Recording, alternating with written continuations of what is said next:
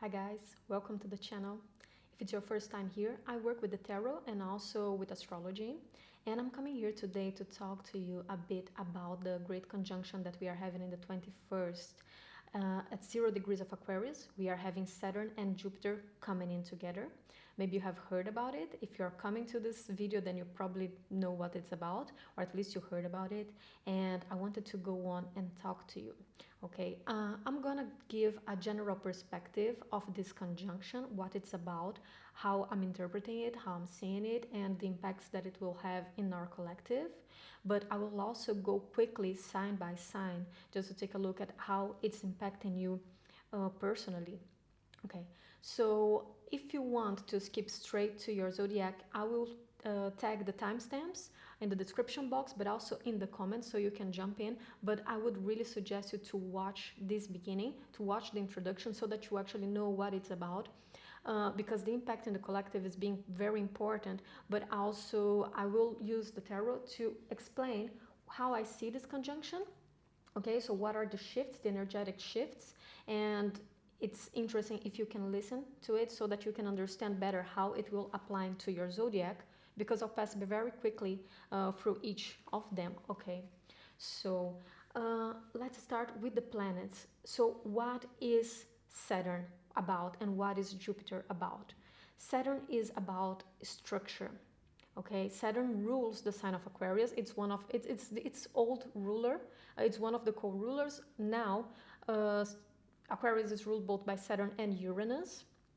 So Saturn is about the structure, is about the ways in which we do things, is about the effort that we put into things so that we can get the result that we are working towards.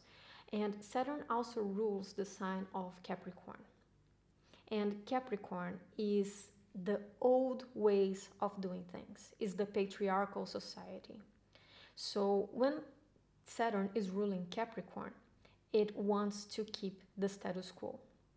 We have been doing things this way for a very long time, and we will continue doing it because this is how things work. Why would we change something that is working for us?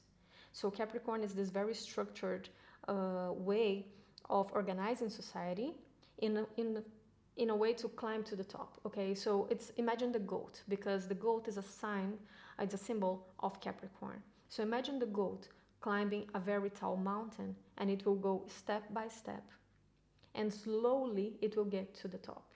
Okay, it's doing things in that very methodical way. Now Jupiter rules the sign of Sagittarius, but it's also the co-ruler, the old ruler of Pisces. And Jupiter is about our sense of faith, is how we reach God, is our sense of God. And I don't mean the religious God, but our sense of what is above us, what is it that we believe, what are the external forces that we think are shaping the ways in which we see the world. And Jupiter is also quite expensive. So imagine this is the biggest planet in the solar system, and it's made of gas. So it's not tangible, but it expands. Okay, so when we put Jupiter in a sign or in a house, it will expand the qualities or that area of life in which it's sitting at. So they are coming together in the sign of Aquarius. But before that, I want to talk about where are we coming from, because not only is very important that these two planets are conjuncting at 0 degrees of Aquarius, so it's also like right in the beginning, but the fact that they came from Capricorn and they have been struggling with Pluto there for the whole year. So last year we had the conjunction between Saturn and Pluto at, I believe it was 23 degrees of Capricorn. And Pluto is a very transformative planet.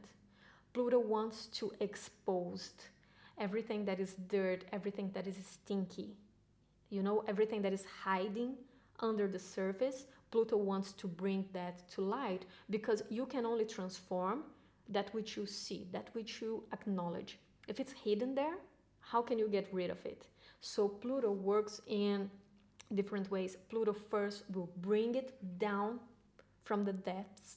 Okay, so Pluto is the ruler of Scorpio. So think of that very scorpionic characteristic of freeing it by exposing exposing it. So Pluto will first expose, it will bring from the depths whatever is hidden in there, and then it will destroy it, it will dismantle it. It will expose the corruption in whatever area it touches. And Pluto was in Capricorn, so it's exposing the corruption in the ways in which society organizes itself, our power entities, okay, because Capricorn is about power, is the highest point in the sky. So imagine that all our governmental entities, everybody who is in the power of society, Pluto comes and it exposes the weaknesses that are in there. But it was conjuncting to Saturn, and as I said, Saturn is structures. Saturn builds. Pluto destructs, Pluto transforms, and Saturn rebuilds that. Because Saturn is the achiever. Saturn wants things to be the best. Okay. And later on, we had some Jupiter-Pluto conjunctions, and the last one was last month, in the month of November. And we had it, I think it was 13 or 14th degrees. The 13th or 14th of November, it was at 22 degrees of Capricorn. And we had Jupiter conjuncting with Pluto in there. So, as I said, Jupiter expands. Whatever it touches, it will expand. So imagine that Jupiter coming with Pluto is like Pluto is exposing the dirt that is in there, and Jupiter acts as a magnifying glass so that you really cannot miss it anymore. It's here, it's at your face, and you need to face it. So Jupiter will expand that. But at the same time, Jupiter is our sense of faith, is our sense of God. So it also renews our sense of faith. But then we also have the fact that Jupiter is the opposite of Saturn. While Saturn restricts, Jupiter expands. And Jupiter is very uncomfortable in the sign of Capricorn. So Jupiter wasn't in its full power in there. It was trying to magnify, it was trying to add a sense of hope and faith into everything that was happening this year. But at the same time, it had its power limited because it's in a very controlling, constrictive, is that the word? Constrained environment. So Jupiter and Pluto in there will show that, okay? So let's talk a bit more now about Saturn, because I just said that Saturn restricts. And Saturn restricts because Saturn wants you to learn. So wherever you have Saturn in your natal chart, you will feel a sense of being restrained in that area of your life. But Saturn only does that because it wants you to go beyond that. It tells you, I will take it out from you now because I want you to build that for yourself. Okay? So for instance, let's say that you have natally, in your natal chart, if you have Saturn in Capricorn, Saturn is in domicile in Capricorn because it rules Capricorn, so it's very strong in there. But what Saturn will tell you? You will feel a sense of being under control of power.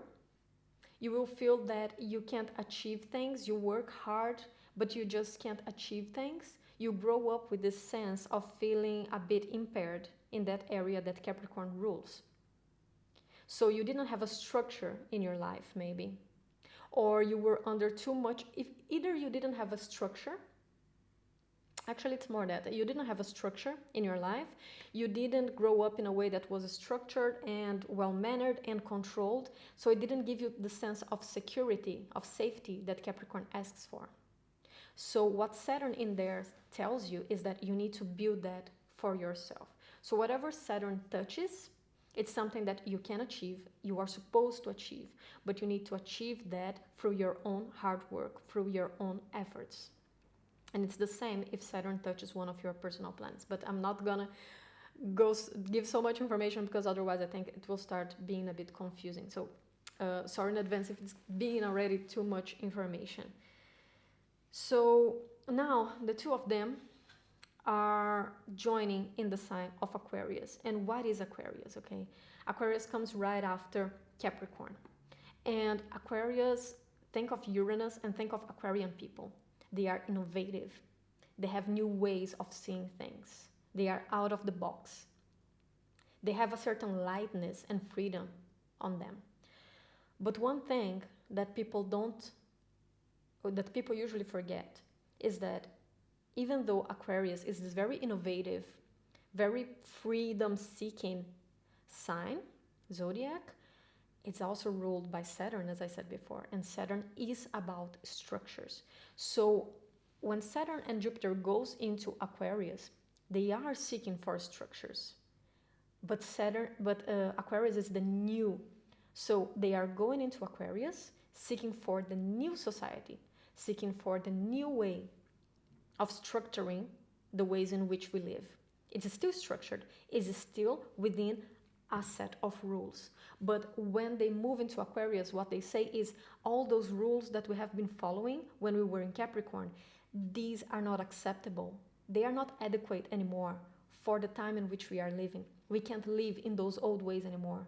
We need to build a new structure for ourselves. So take a look into that. It's not about freedom. It's not we need to get rid of the government. We don't need to get rid of society. It's not about being in an anarchist society, because it's still structured. It's still Saturn. Saturn rules the sign, but it's a new way of doing that.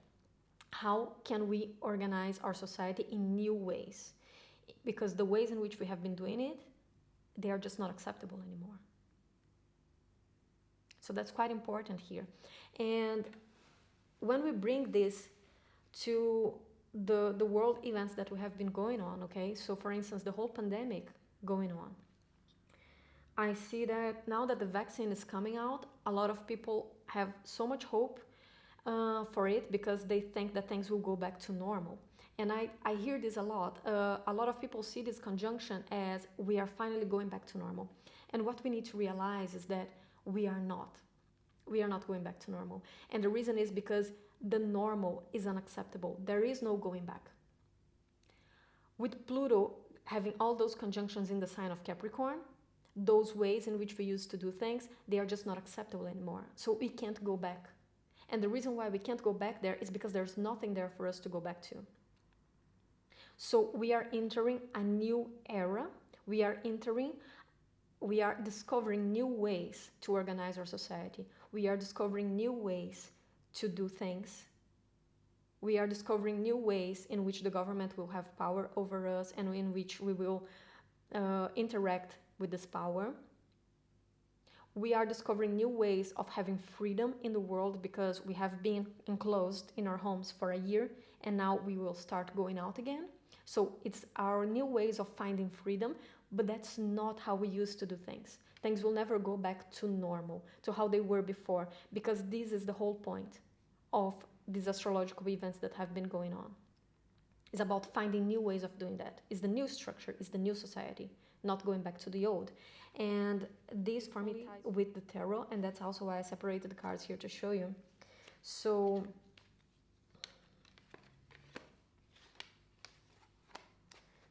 just a minute, let me separate here. Yes. So first we have the card 13, which is the death in the tarot, and the death is a Pluto card. So it is about transformation. It is about getting rid of the old so that it can open space to the new. And the card number 14th, so the card that comes right after the death card, is the Temperance. And this is a card ruled by Jupiter. So after the death, we need to allow ourselves the space, the stillness for the transformation to occur. And right after the Temperance, so the card 15, we have the Devil. There is a small fly flying here. There is the Devil, and the Devil is a card of Capricorn. The Devil is ruled by Capricorn, and the Devil is how we put ourselves under these old ways of control. How are we letting ourselves be manipulated and staying in a situation that is not adequate, that we can't accept? It's unacceptable. It's a situation that is unacceptable. The control of the Devil needs to be broken down And it is broken down in the next card, which is the Tower, which is also a card of Scorpio. And the Tower, for me, it's beautiful how these conjunctions, they are happening throughout the tarot. Like you can really see the process happening in the cards, card by card. And as I said, these are consecutive cards, okay?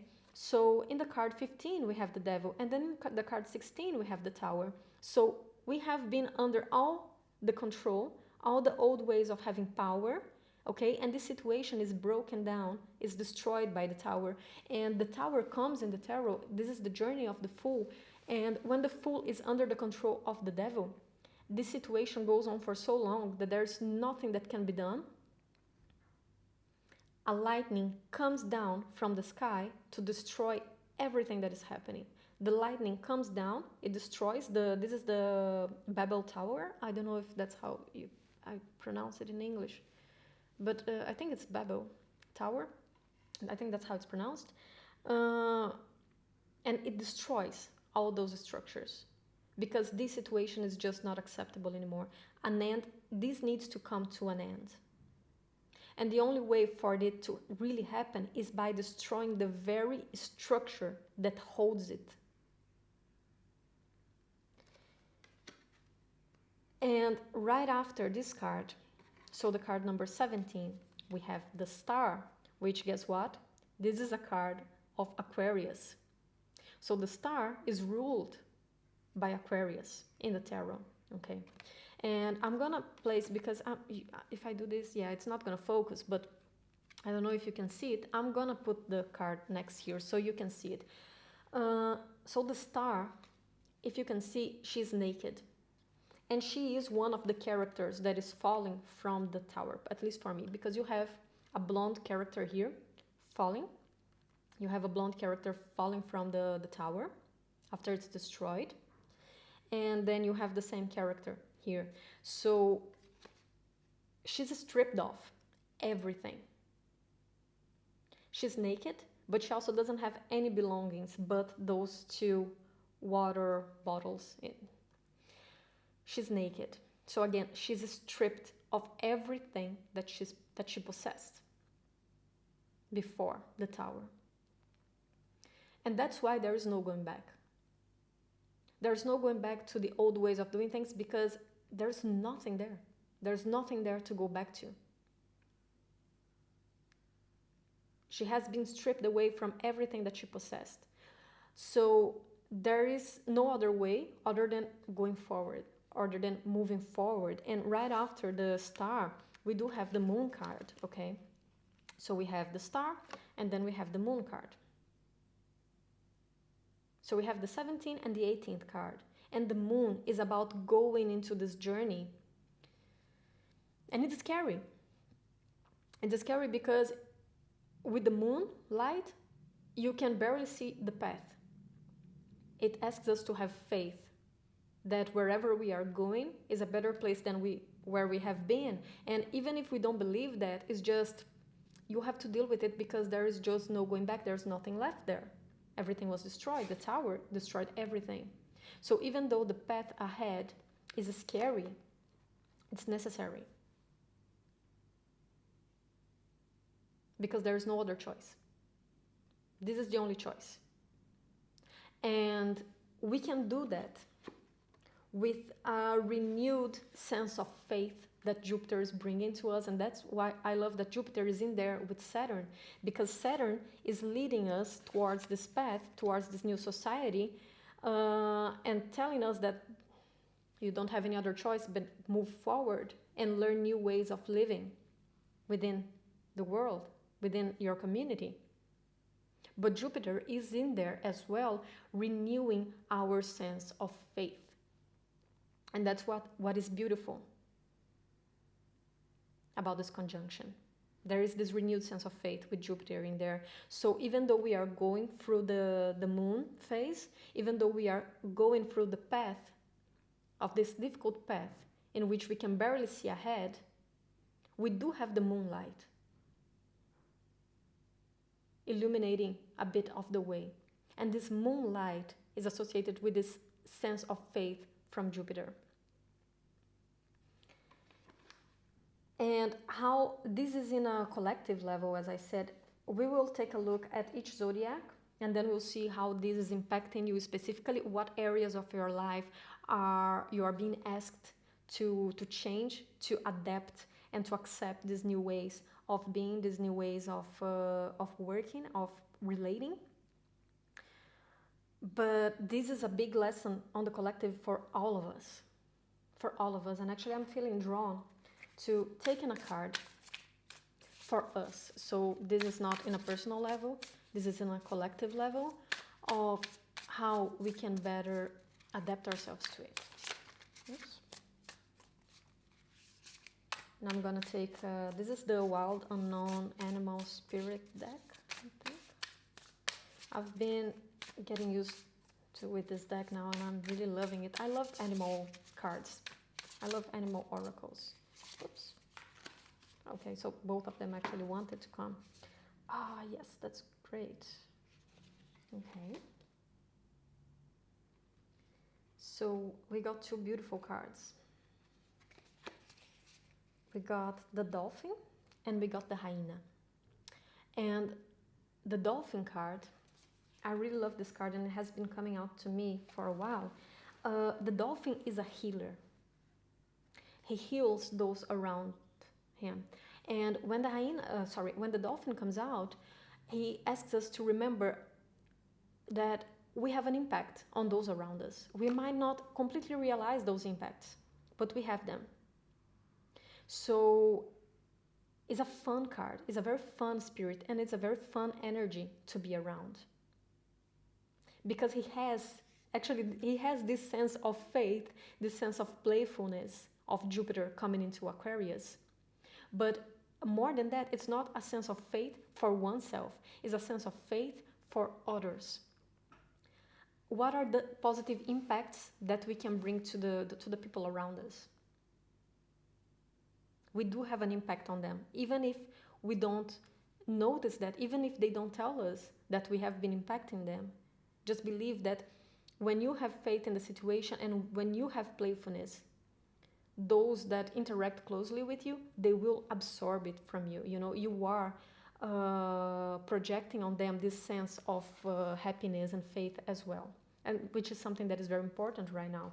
And it also, for me, connects with the hyena, because the hyena is the joker of the animals, okay? And this joker, it can be negative, it can be too jokery, it can be too sarcastic, it can be a bit inadequate depending on the moment, but at the same time, if it's a well-balanced energy, it can bring lightness and happiness to those around us. So, and this is Aquarius, and remember, Aquarius is a social sign. So Aquarius is about giving to the society. So the dolphin and the hyena is how can your sense of faith and positivity and belief, optimism of Jupiter, how can you share that with those around you? And to finish this part, the collective part, I wanted to talk to you about the Sabian symbols. And not a lot of people know. Actually, many astrologers know, but I think that people don't usually talk about it on YouTube, online, etc. So you might not have heard about it. But the Sabian symbols, they are symbols that were received through clairvoyance, by a clairvoyance in the 1920-somethings. And this clairvoyant received one symbol for each degree of the zodiac. Okay, so each degree of each sign has a Sabian symbol. And she received them clairvoyantly.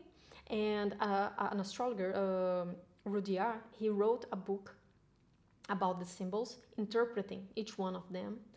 And I wanted to read the symbols for you because it's funny that I said about the society, because I had forgotten the meaning of the symbols, but they tie perfectly with this. And so I wanted to read them for you, okay? And then we'll talk about them quickly. I have to open them on my phone. So first, I have the symbol of Capricorn, 23 degrees, okay? Because that's where the last Pluto-Jupiter conjunction happened. Actually, it happened in 22-something, but with the Sabian symbols, you always read the symbol afterwards. So if it happened in 22-something, we read the symbol of the 23. okay? Because the symbol 23 will rule all the degrees between 22 and 23. Okay, so symbol 23 of Capricorn. Society's duty towards the individual. And the symbol is to award for bravery in war. So the symbol, because she received this clairvoyantly, so she saw the image, and what she saw was a man receiving 2 awards for his bravery in war. And what it says is, we may confidently expect that all we do in service towards the collective need will be appropriately rewarded in time. So again, we may confidently expect that all we do in service towards the collective need will be appropriately rewarded in time. So everything that we have been doing this year, we need to have the awareness that this is not for us. Remember, Capricorn and Jupiter, they are entering the Aquarius sign, and Aquarius is about returning it to society. So this year has been a year of sacrifices on a personal level, but we need to be aware that this personal level is so that we can serve society, is so that we can serve the world, and that this sacrifice will be rewarded. So even though we feel this pain, we feel the transformation, we feel the impact on a very personal level, this is for the good of the collective, this is for the good of the society. And I'm not downplaying it, because I know that a lot of us have been going through so many problems. I wasn't personally affected by the pandemic in a way that I didn't have anyone close to me passing away because of the virus, or no one like I didn't lose my job because of it, but I had people around me going through the impact of the pandemic. And maybe some of you were even more directly affected by it. Maybe some of you lost your jobs, or maybe some of you lost people you loved for it. And the pain is very real. The pain is very personal. Everything that happened can affect us in a very personal way.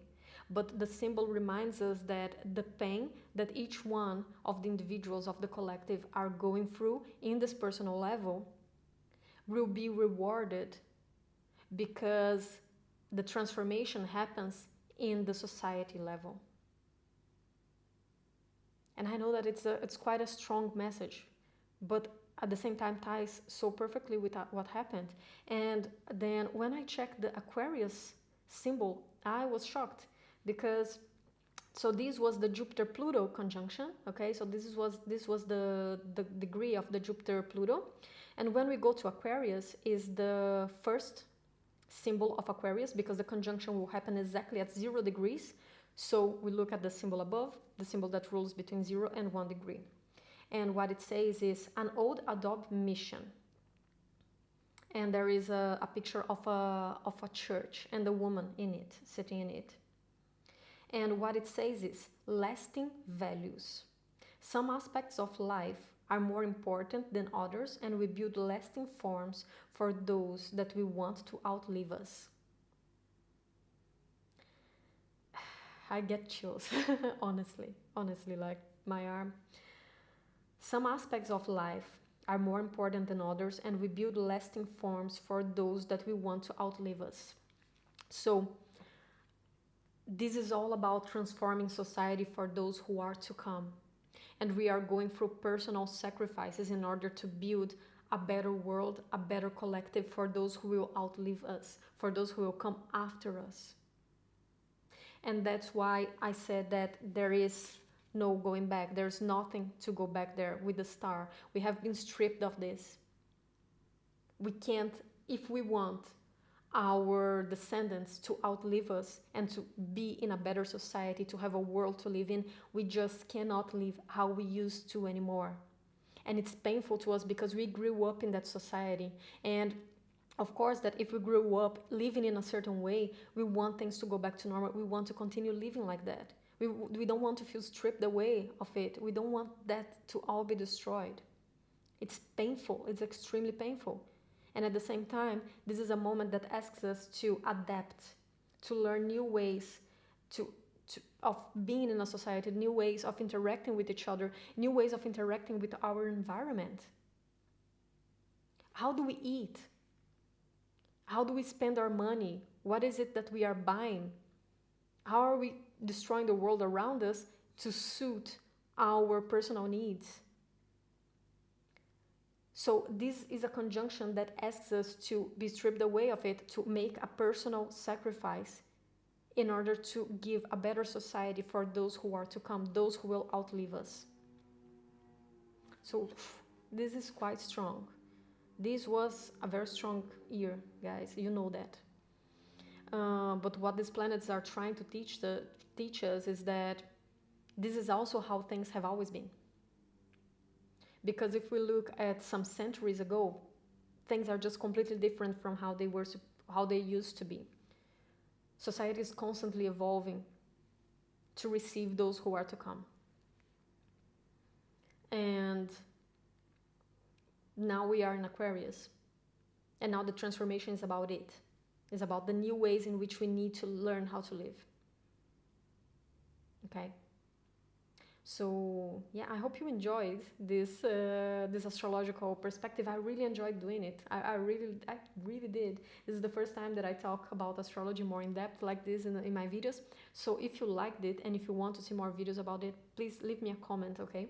Let me know if you like it. And also the Sabian symbols. I know that the Sabian symbols can be a bit complicated.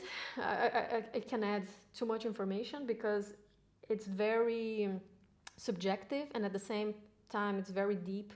So let me know also what you think about the Sabian symbols, about me bringing them up in the readings, okay? And I will move now to each one of your zodiacs, and it will be a quick reading, okay? I'll just take some cards for each of the zodiacs, and then I'll talk a bit about how this is affecting you on a personal level, because this was the collective. But I also want to take a look at how it will affect you on a personal level. So, yeah, we continue with that. So you can jump to the timestamps and just see what is your zodiac. Oh, and one more thing. I would really suggest you to watch both your sun sign and your ascendant sign, okay? Because the sun will give you a perspective of your natural house.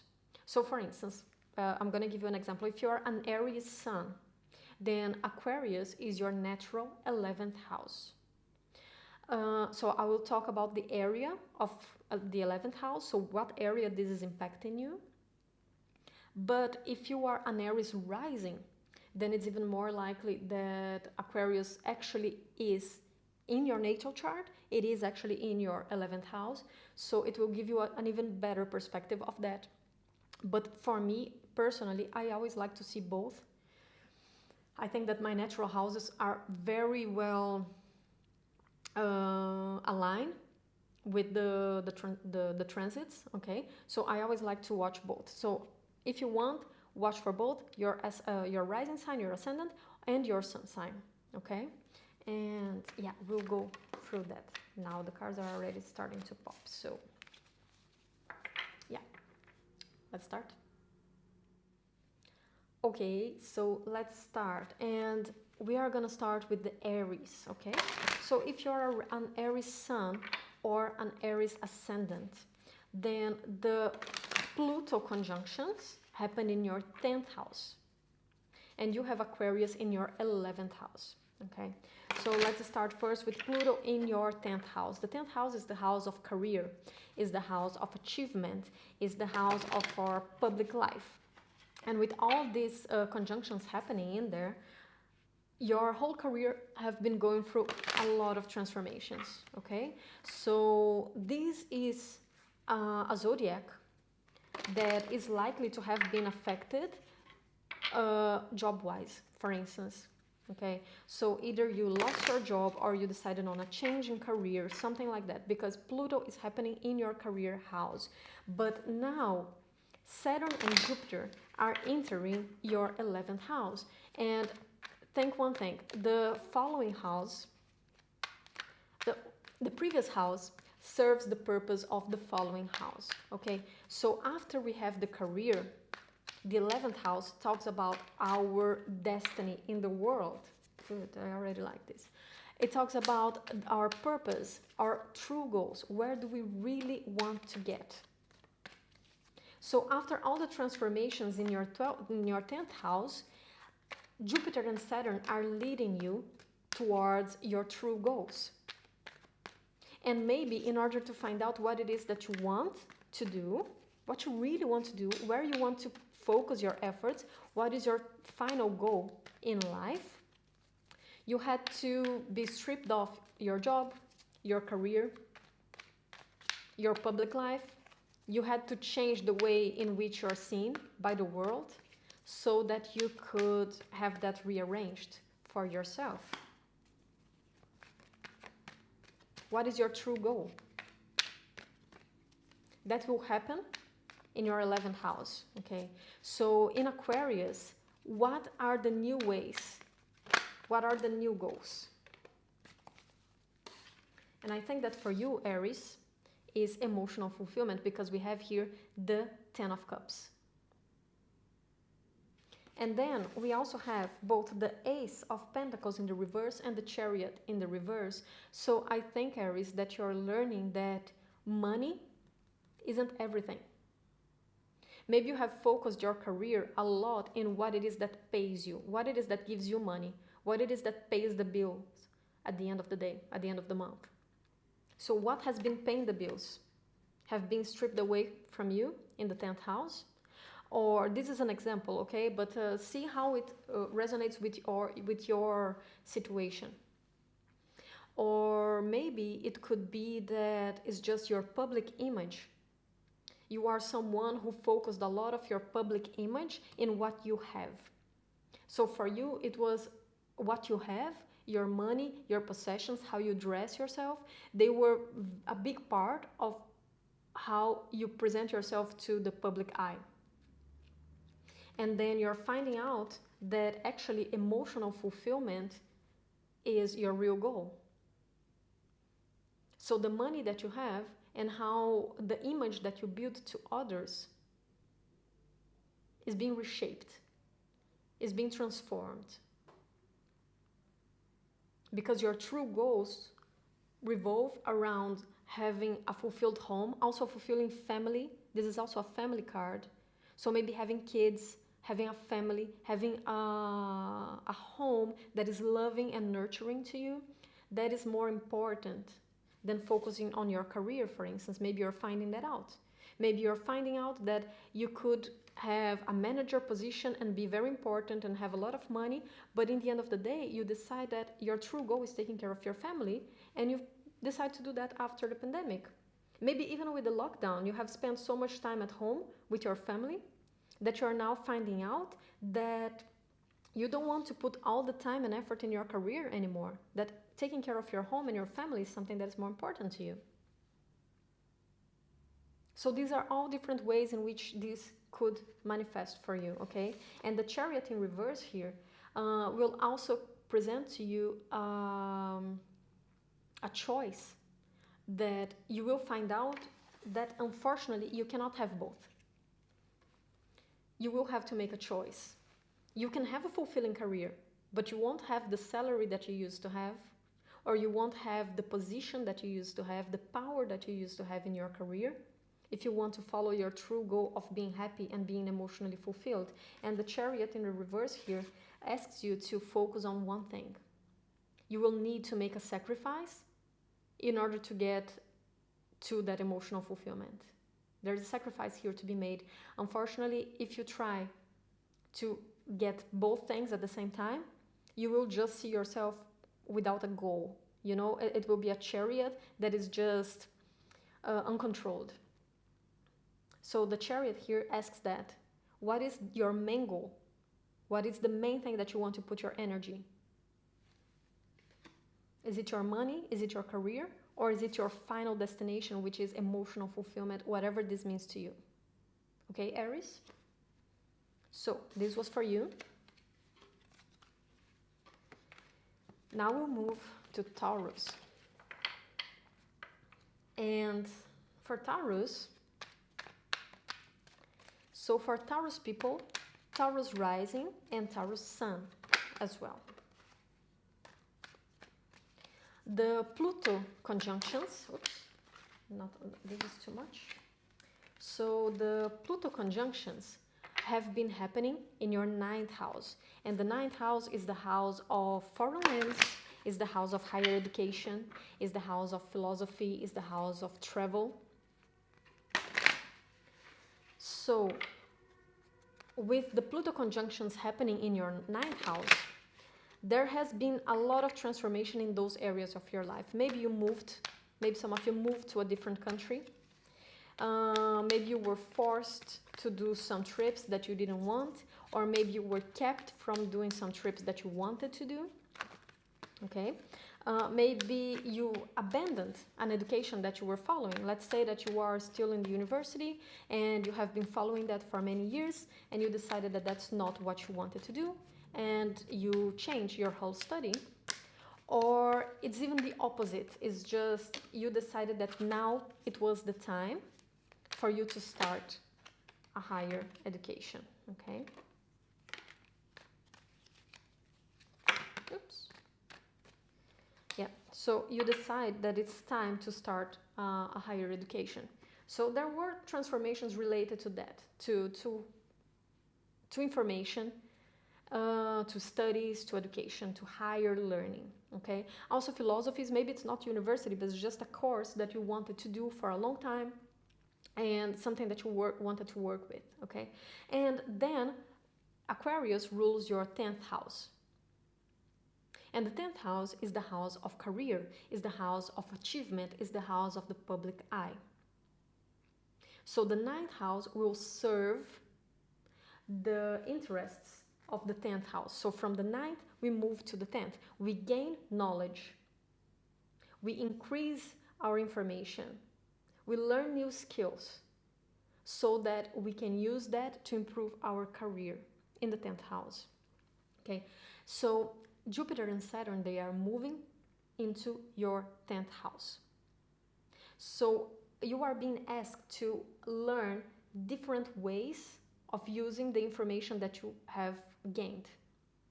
So for me, this is a lot of focus in a new career. What is the new path?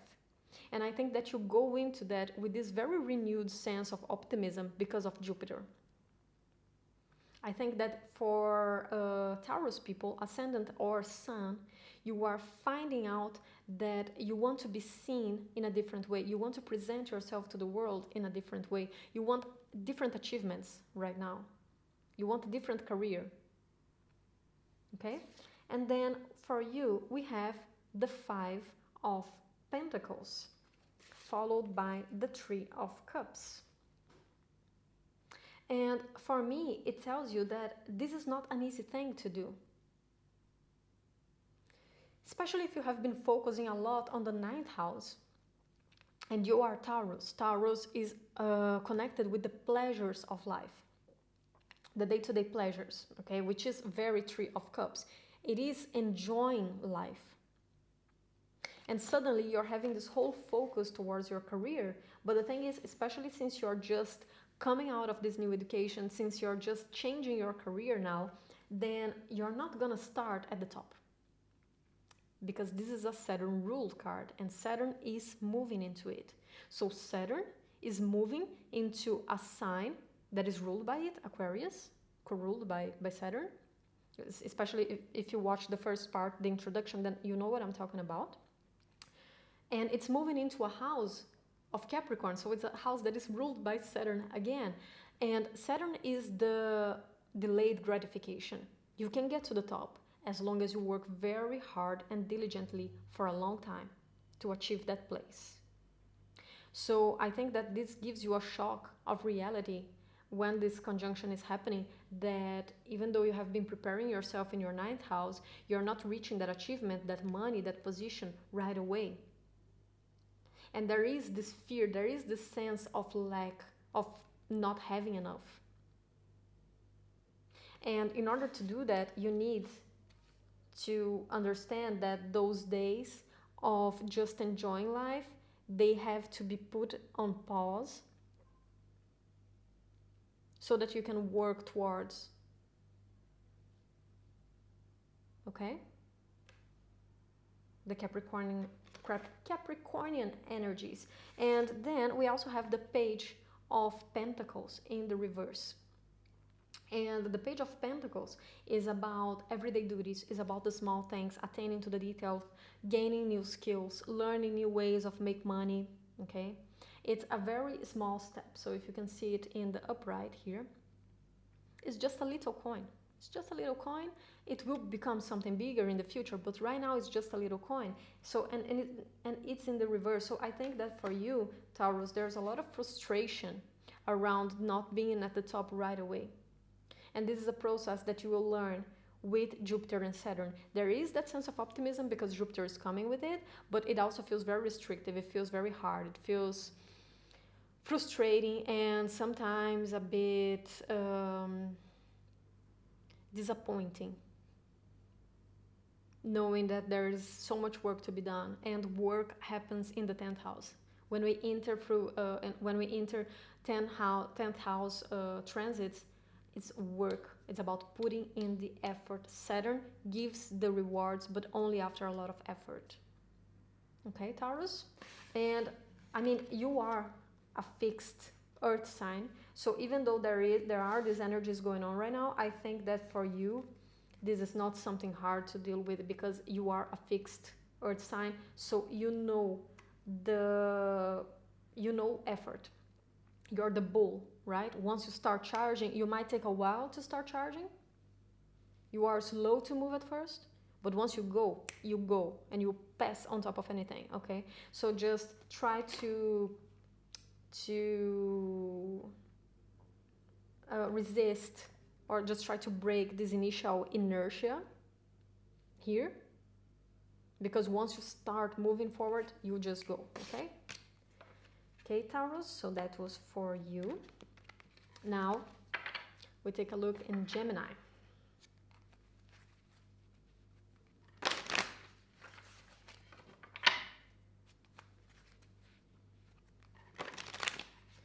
And Gemini had a tough year because the Pluto conjunctions happen in your 8th house. And the 8th house is the house of subconscious, I would say. Because the 12th house is the house of unconscious. We don't know what is in there. It's what's hidden from us. But in the 8th house, we do know. We know what's in there, Gemini. But we don't want to look into it. We want to ignore it. So the 8th house are those hidden, dark, stinky parts of ourselves. It's Plutonian. So they are those parts of ourselves that need to be transformed. That need to be transformed. Okay, yeah, they want it like this.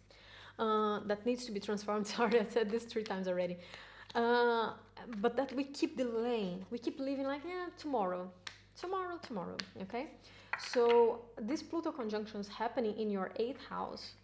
Pluto comes into its natural house and it says, not anymore, not tomorrow, today, now. Now you'll see the parts of yourself that you need to acknowledge and you need to transform. So these Pluto conjunctions have been happening in there.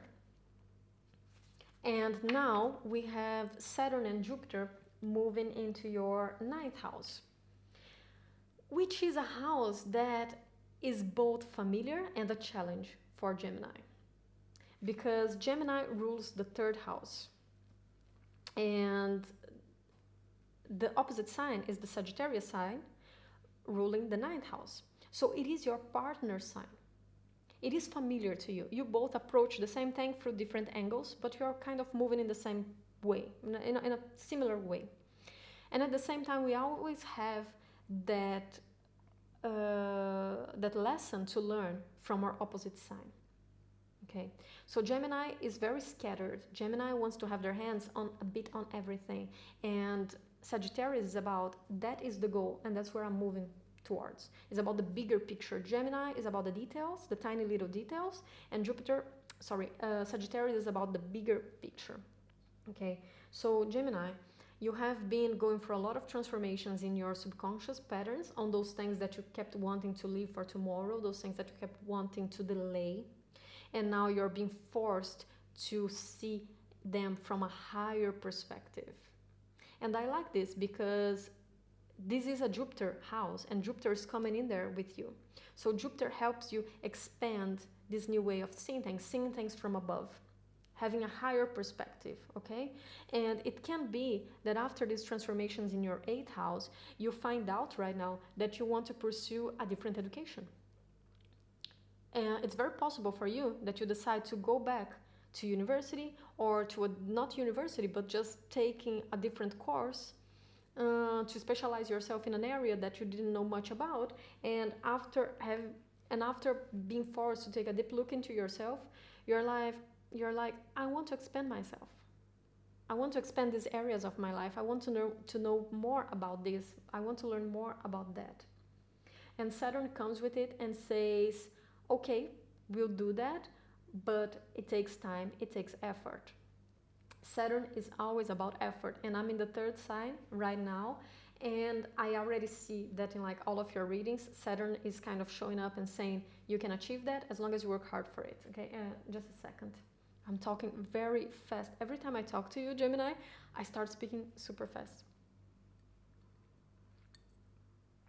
which is a very Gemini energy, and I pick up on energies very easily. So I don't know if I said this in the beginning, but also this is for all Gemini risings and sun, okay? So both. Okay, so what I was talking about Saturn, take a look at your cards that I just took for you. So we start with the Hierophant in the reverse and the Ace of Swords in the reverse. And the Hierophant is it ties so perfectly with what I said in the introduction. If you didn't watch that, go back, watch that. It's very important for you to understand what I'm saying here. So Saturn is a planet of conventions, of how we have been used to do things the same way. And the Hierophant is as well. So these are the structures, these are the conventions that we have been tied up to. Hierophant does that. Hierophant does things in a way that is expected. Okay? Think about religion. The Hierophant is following your priest. So they define the rules. They tell you you need to come to church and you need to pray every, I don't know, whatever day. And this is how you do it. So it's a certain convention around that. But when the Hierophant comes in the reverse, it's you are free to follow your own conventions, your own way of thinking. You are asked to do things differently, to find your own way of doing things. And then we have the Ace of Swords in the reverse, which is, you know that needs to be done. You know that you need to find your own way of thinking, your own way of learning, your own way of achieving and working with information, but you don't know how. The Ace of Swords in the reverse gives a lot of unclarity. Sorry, my camera stopped. Yes, so it's very unclear. So you know what needs to be done in a way. You know that you need to find new ways of assessing your 9th house matters, okay? Education, information, mind expansion, but you don't know how. You're still trying to find how can you achieve that in a practical way, okay? And I don't think that it will happen right away, but this is also general, right? So this is the energy that Aquarius is bringing to you into your 9th house with Saturn and Jupiter in there. But also you have the 10 of Wands. So the 10 of Wands is a card of effort, of hard work, of responsibility, okay?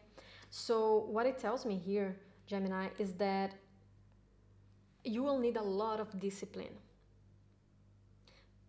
Saturn and Jupiter coming in, Aquarius in your 9th house, will ask you a lot of discipline, hard work, responsibility to really connect, accept, and work through your responsibilities. And I know that you don't know how yet. You don't know where you need to be responsible yet. And this is something that you will need to figure out in your personal life regarding your personal situation. Okay? But what I can tell you is this. I think you're finding new ways to learn, joining new courses, going back to the university, something like that. It could also mean traveling to another culture. So maybe you are moving to another country, and connecting with this different culture. And at first, you don't know how to do that because you see that how you have been doing things that is not possible anymore. You can't do things in your own convention, in your own culture, in your own country anymore. You're just thrown into this very different place and you need to figure out how to deal with that. And you don't know yet. It's very unclear to you how you will adapt to that. So what the cards tell you here is that there will be effort involved. You need responsibility. Okay? So this was for you, Gemini. And we'll move to Cancer now. So, Cancer risings and Cancer suns.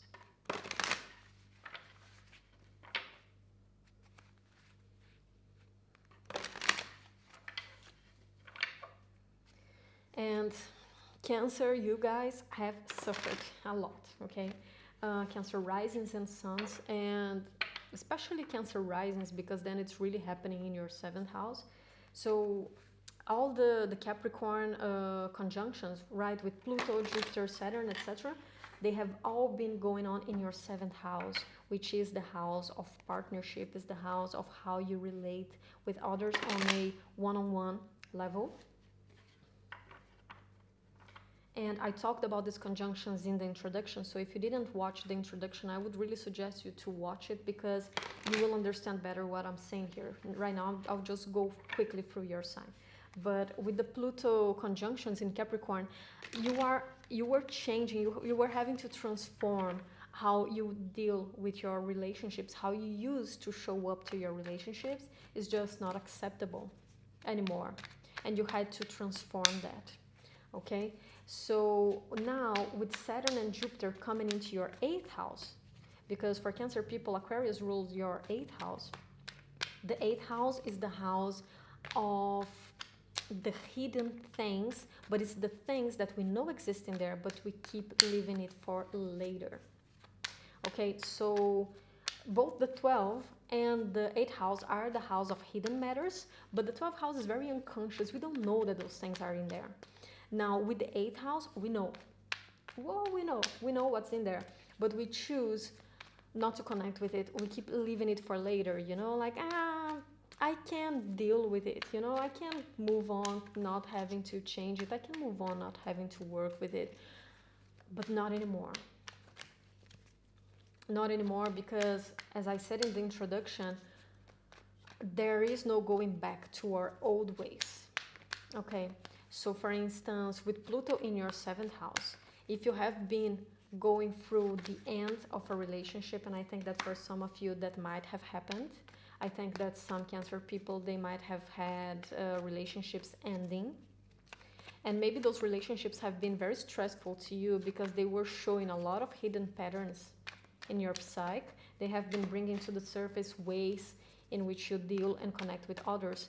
And maybe with the end of this relationship, you just thought to yourself, like, oops, fell many cards here. Sorry, right, just a minute, yeah. So with the end of this relationship, maybe you have thought, oh, finally I can go back to my normal, you know? Finally I can go back to the normal ways of doing things. But there are no normal ways, okay? Those ways, they are just unacceptable now. With Pluto in there, you can't go back. You will find out that you need to reshape the ways in which you deal with people, in how you connect with people, in your relationships, in your one-on-one relationships. And so the 8th house brings to the surface all the hidden matters within us. Everything that we are trying to leave for tomorrow, everything that we are trying to keep hidden in there. And with Saturn and Jupiter moving into it, we need to learn about ourselves. We need to accept these dark parts about ourselves that have been stirred up through our relationship in this last year. So I think that this was a very intense year for you in relationships. I said this several times now, right? I repeated a lot. But anyway, I want you to get it. So yeah, this is a time to face your inner demons and to accept them. That's more important, you know, because usually the eighth house is also the house of shame, is the house of guilt. We are ashamed of what's hiding in there, so we don't want to see it because it's shameful. It hurts our sense of pride. But it's very important because you can only transform something that you see. So it's about integration, and also the seventh house is our shadow self. And when we go through transformations of our shadow self, is to integrate ourselves in one more unified version. But for that, we need to accept these dark parts. And I think I talked about it with you in the mid-December readings. I think it was with you that I talked about it. So we need to go through these transformations. We need to accept and unify and integrate these parts in us. But we can only do that by really diving deep, okay?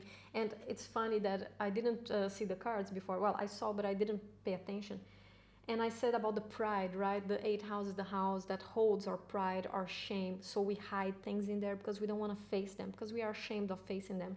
And then we have the Queen of Wands in the reverse and the Chariot in the reverse. And the Queen of Wands in the reverse talks to me here a lot about ego, about pride. What are you too prideful to acknowledge? What is hiding in this eighth house that you don't want to accept? And it's important to face those things because all of us, each and single one of us, we have these parts in ourselves that we are not proud of. All of us. Okay? But we can only change them. We can only ascend to a better version of ourselves if we accept what's hiding in there. And for that, we need to have humility. We need to be humble. We need to be humble, okay? And the Queen of Wands here in the reverse shows me that there is still an attachment to pride.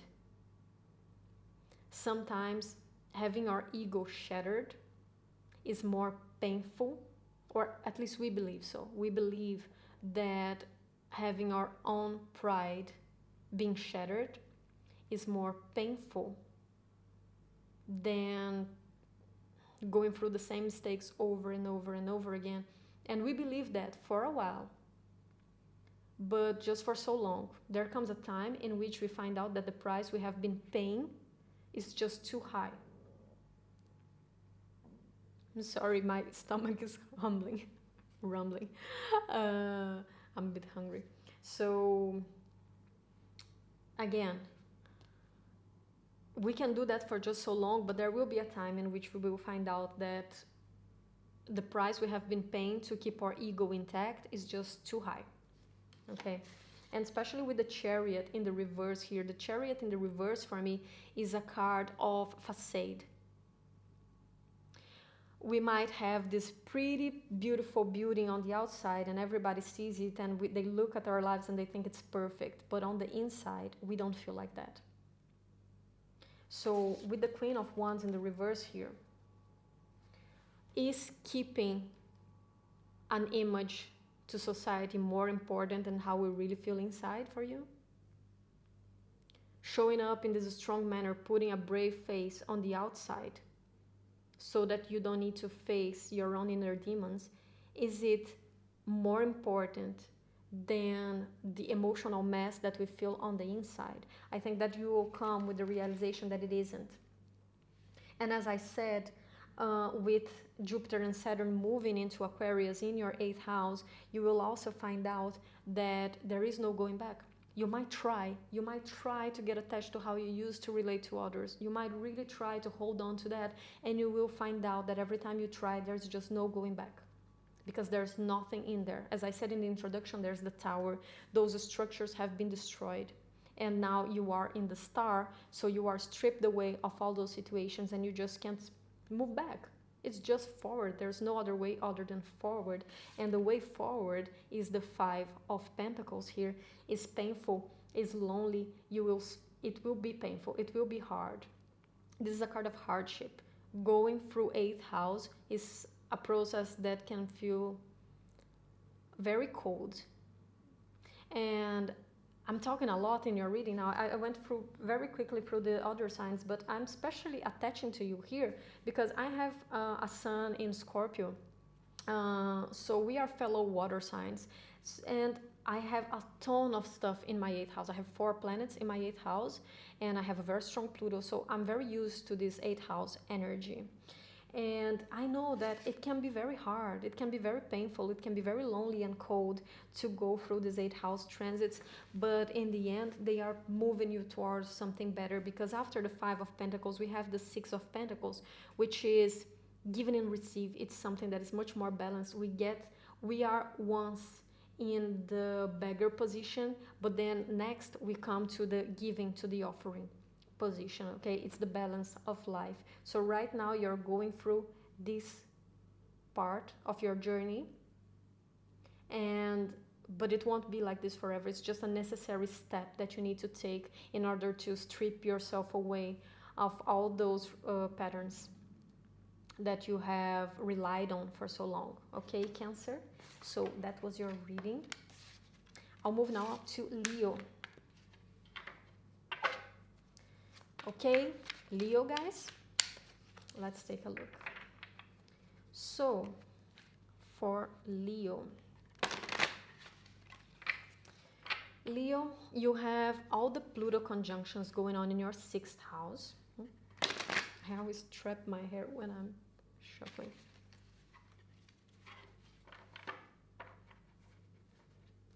Yeah, so as I was saying, you have been going through the Pluto transits in your 6th house, and the 6th house is the house of it's a house of Virgo. So it's the house of daily work, of daily tasks, of those small mundane things that we need to do. It's also our work environment.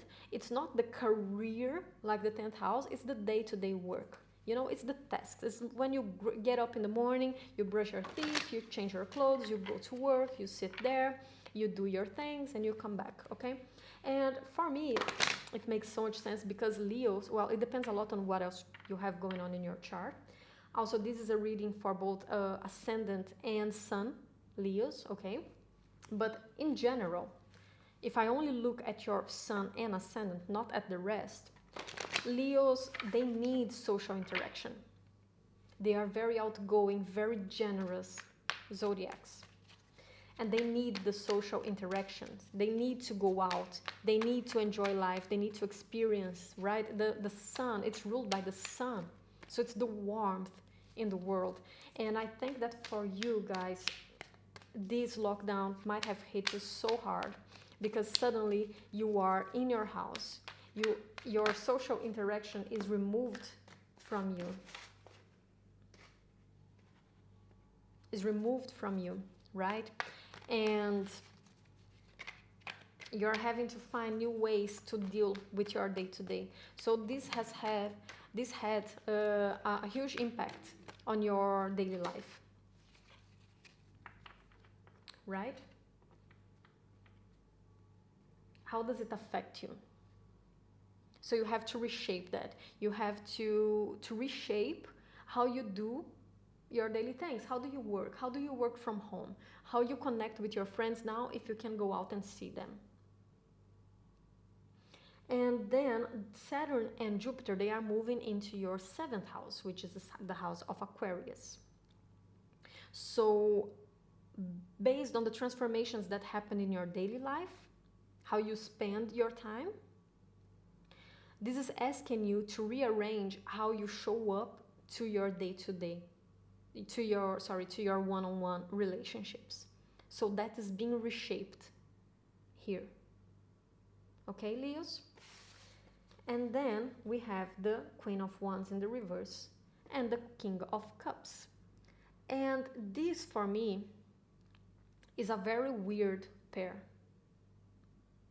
This is a very odd pair here. I don't really like this. because the Queen of Wands is you, okay? But you are out of your element here. You are showing up in the reverse. And when the Queen of Wands is in the reverse, something that can happen, because Leos, when they are balanced, they are very generous, they are strong, they are assertive, they are expressive. And they do this with this very open heart. You can show up to a situation with the biggest heart that you have.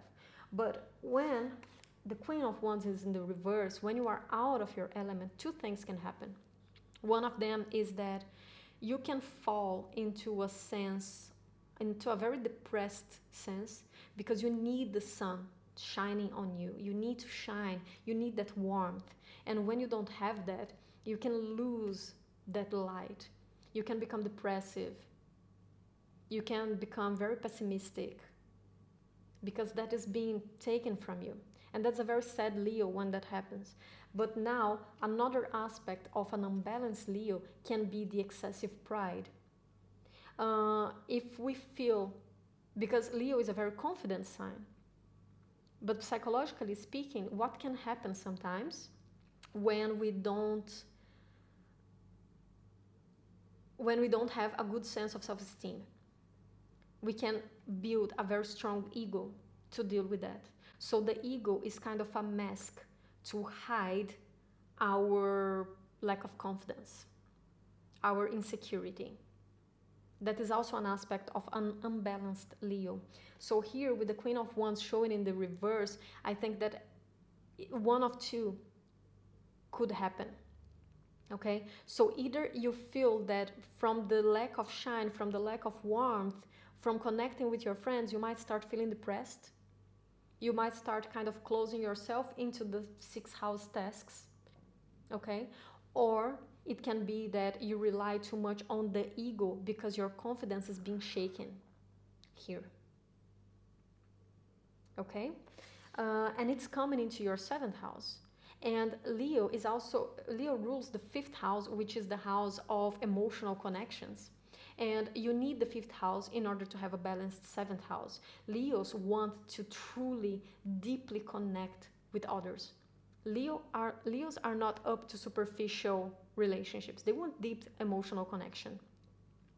And with Saturn and Jupiter coming into your 7th house, after it has been impacting your 6th house, in what other ways can you bring true emotional connections into true emotional intimacy to your partnerships now that you couldn't connect to them in the ways that you were used to?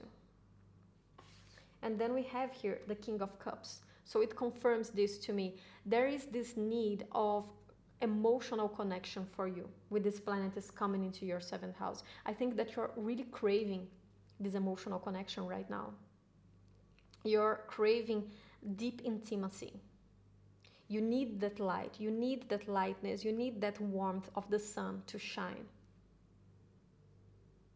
And it's funny because this is the first time that I'm talking more romance-wise here.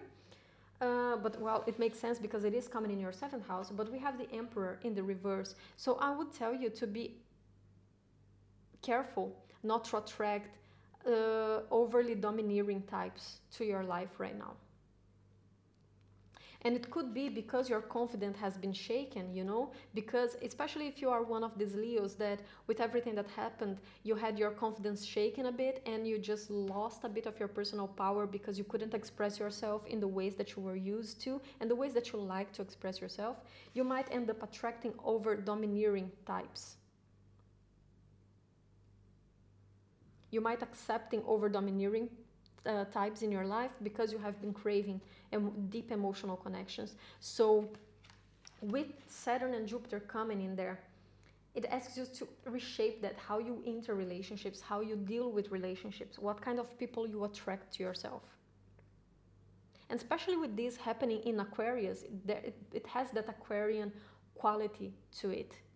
But Aquarius is also the 11th house, it's the house of, it is a very impersonal house, and it's a very impersonal zodiac. But you right now are craving deep emotional intimacy. So what are the kind of people that you usually attract to your life? And why? Try to understand those patterns, because you are a zodiac that you need intimacy, true intimacy, emotional intimacy. Okay? Not just mental, not rational intimacy, you know, it's not about talking, it's not about ideas, it's about heart. It's about connecting to someone from the heart. And the King of Cups here asks that. You need that right now. You need these kind of connections in your life. So ask yourself that. Okay? What are the kind of people that you attract to your life? What are the kind of people you end up connecting with? Are they giving you what you need? Are they giving you the kind of connection that you need and crave? So I would ask myself that here. Okay, Leo? So this was the reading for you.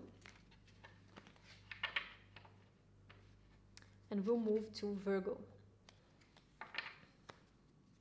Okay, Virgos, now it's your turn. Let me just have some water.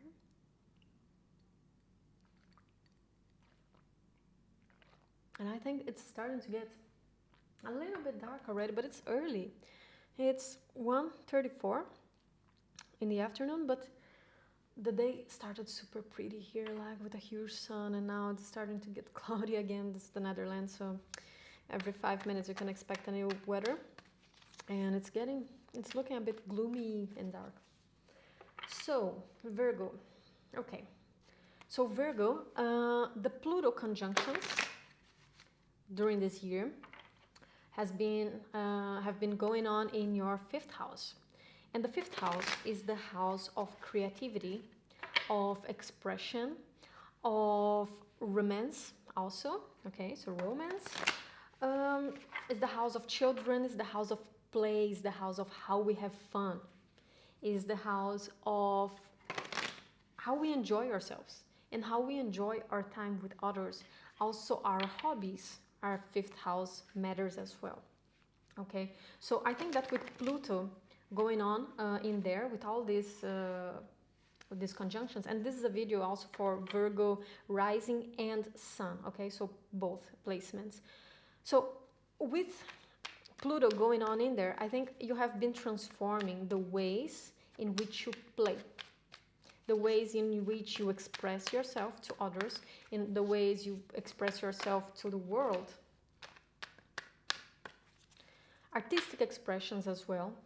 So maybe you decided to start painting or drawing or singing. Or you have just been someone very shy and you started being more proactive and more extroverted. Or even the opposite. Maybe you were someone very extroverted who liked to connect with people and talk to people all the time. And then with Pluto going on in there and with the whole pandemic, you were forced, this social contact was taken away from you. Okay? So a lot of transformation going on, at your 5th house. And now we have Jupiter and Saturn moving into your 6th house. And the 5th house serves the interests of the 6th house. Okay, so the 5th house serves the interests of the 6th house. So after you play, after you express yourself, there comes the hard work. Okay? So I think that you are having to learn new ways. After you learned how to express yourself better, how can you apply that to your work environment, to your day-to-day things? How do you use the things that you transformed in the 5th house? How do you use the new ways in which you interact with people, in which you have fun, the new hobbies that you learned? How do you put that in your 6th house matters? So how do you bring that to work? Or how do you improve your health from that as well? So let's say, for instance, that you started with the whole pandemic. It could be that you just started working out more. you couldn't, okay, maybe you couldn't go to the gym, like many countries had the gyms closed, but you started biking, or you started running outside, or you just bought some equipment and you started working at home. So you created some new hobbies and new sports in your fifth house with Pluto there. You learn new healthier habits, okay? And then how can you put them in your health right now? How can you reshape your health? Because health is also sixth house matters. How can you have a better health now? Or maybe it was even the opposite. With Pluto, you just became very sedentary and you started developing very unhealthy habits. So you stopped working out, you started eating very badly in the fifth house, and now you are feeling the impacts that it has been having in your health. So you need to transform that. You can't go back to the ways in which you used to eat or to exercise anymore. And you need to gain new ways of doing that now with Jupiter and Saturn going into Aquarius in your sixth house, okay? But I think that for most of you, this is about work based on the cards here, okay? So with the Justice in the reverse and the Knight of Wands in the reverse, the Justice is a very passive card.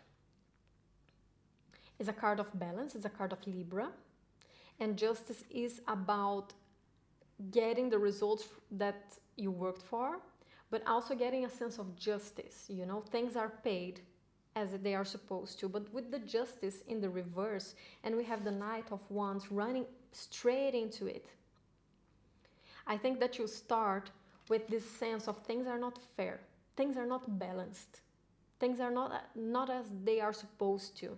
And with the Knight of Wands rushing straight into it, I see this big energy in you wanting to make things right in the sixth house. So maybe you have been going through unhealthy things in your company, at your work.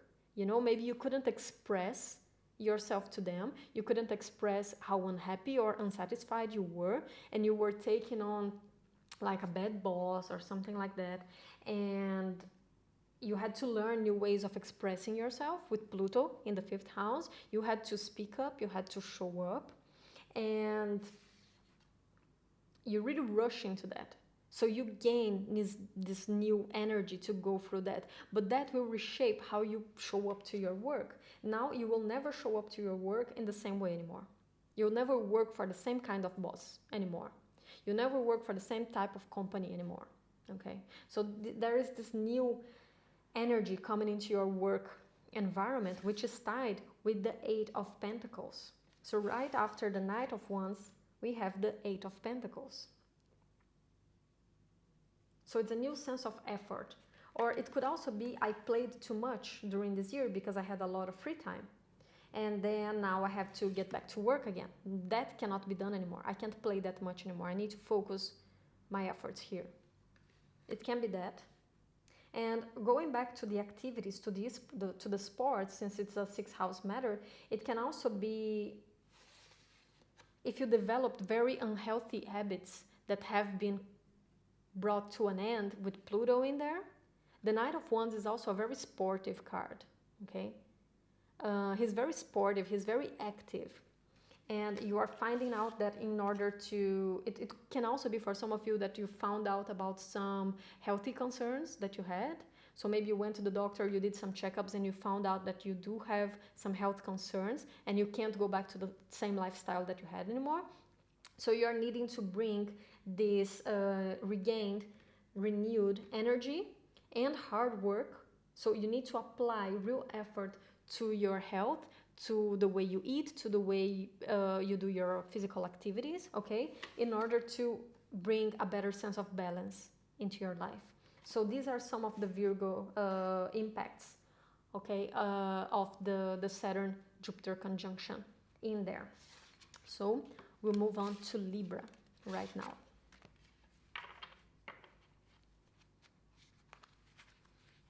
Okay, this is the reading for Libra risings and Libra suns.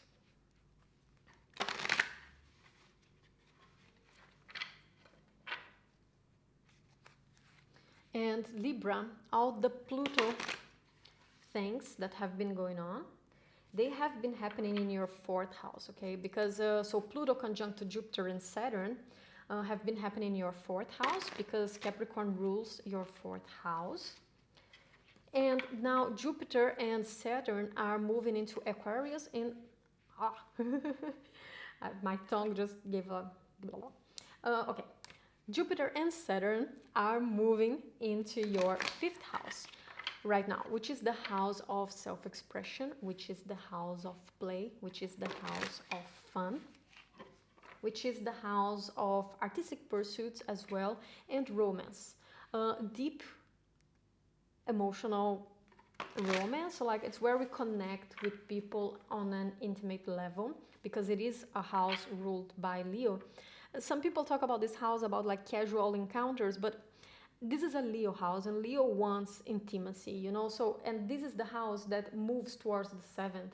So for a real partnership to be shaped in the 7th, we need a deep emotional connection at first, which happens in the 5th. So I think that all of these, you will see some movement in these areas ruled by the 5th house, okay? So I'm gonna start first, and if you didn't watch the introduction, I really suggest you to watch so you can understand better what I'm gonna talk here, because I'm gonna go quickly through your zodiac. But with Pluto moving into your 4th house, or moving through your 4th house in Capricorn, I think that a lot of your unconscious patterns that were shaped by your upbringing, because the 4th house is the house of family, okay? So all these patterns, they have been brought to the surface. Family ties, family relationships, how you relate with your family, things that you learned, patterns that you absorbed from your families, they have been going through transformation with Pluto in there. And I think that it's very tied with, oops, this is very tied with, okay, with your self-expression. I think that because the 4th house moves into the 5th, so the 4th house serves the things of the 5th house, okay? Serves the interests of the 5th house. So you learned certain ways of being through your family interaction. And these are now impacting your 5th house. So how you play, how you have fun, how you connect emotionally with others in any way, how you express yourself to others, how do you speak, how do you show what you feel.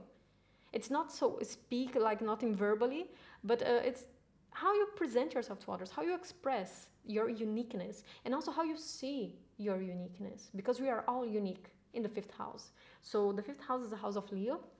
It's the uniqueness in us. What is special? What makes us stand from the collective? What makes us us? What makes me Giselle? Okay, this is the 5th house. And through learning these childhood patterns and transforming them, you are finding your new voice in the world. You are learning how to express yourself better. And as I said in the introduction, with Saturn and Jupiter moving into that area of your life, you just can't do things as you used to do anymore. Because Pluto is in there. Pluto is transforming it, is breaking it down to the ground. So there is no going back. There is no going back to normal. It's not about keeping the status quo. It's about the new ways of being, the new structures, okay, in the 5th house. So this shows up strongly here in your cards because we have the 7 of Cups in the reverse and we have the Hermit. And with the 7 of Cups, I think that you went through a lot of confusion. I think that your 4th house, the things that you absorbed from your ancestors, they have been crowding your 4th house so much that you couldn't see straight the things that you want, your goals, your aspirations. But this is coming to an end with this work being done in there. And the Hermit here tells me that before we connect with others, we need to learn how to connect with ourselves. This is extremely important. And I think that this is something that you have been learning in that 4th house in there. You are learning how to connect with yourself. Because how we connect with others is just a reflection. Our relationship with others is just a reflection of our relationship with ourselves. And this is something that I find very interesting, because many people, sometimes they complain that their romances, that their marriage or whatever, their relationship is not going well. And that some people don't know how to relate in a relationship. But most of us, we grow up not even knowing how to relate with ourselves. And if we don't know how to relate with ourselves, how can we expect to relate with others? So with the Hermit here, after the Seven of Cups, I see that you are learning how to relate with yourself better. And as a consequence, you are learning, the opposite. You are learning how to relate with yourself better here, so that you can learn how to better relate with others, which is the 5th house. And I can tell you that this transformation, it is happening, and there's no going back, because Saturn and Jupiter are moving into there. There is no going back. You have been stripped away from all your old ways of doing things. Those patterns, once they come to the surface, they can't be ignored anymore. Okay? So I really like seeing this for you. You're learning how to relate with yourself better. And then to close here your cards, we have the 10 of Swords in the reverse. This gives me a lot of optimism, because whenever I see this card, I see these swords just falling from his back. You know, gravity. Gravity is pulling these swords out of his back.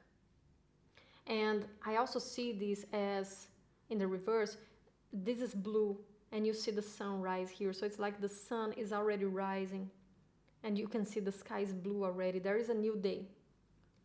There's a new day coming. A much more fulfilling, a much more happy, a much lighter life in the 5th house, okay? You're restructuring how you play, how you have fun. So this is your reading, Libra. Now we are going to move to Scorpio.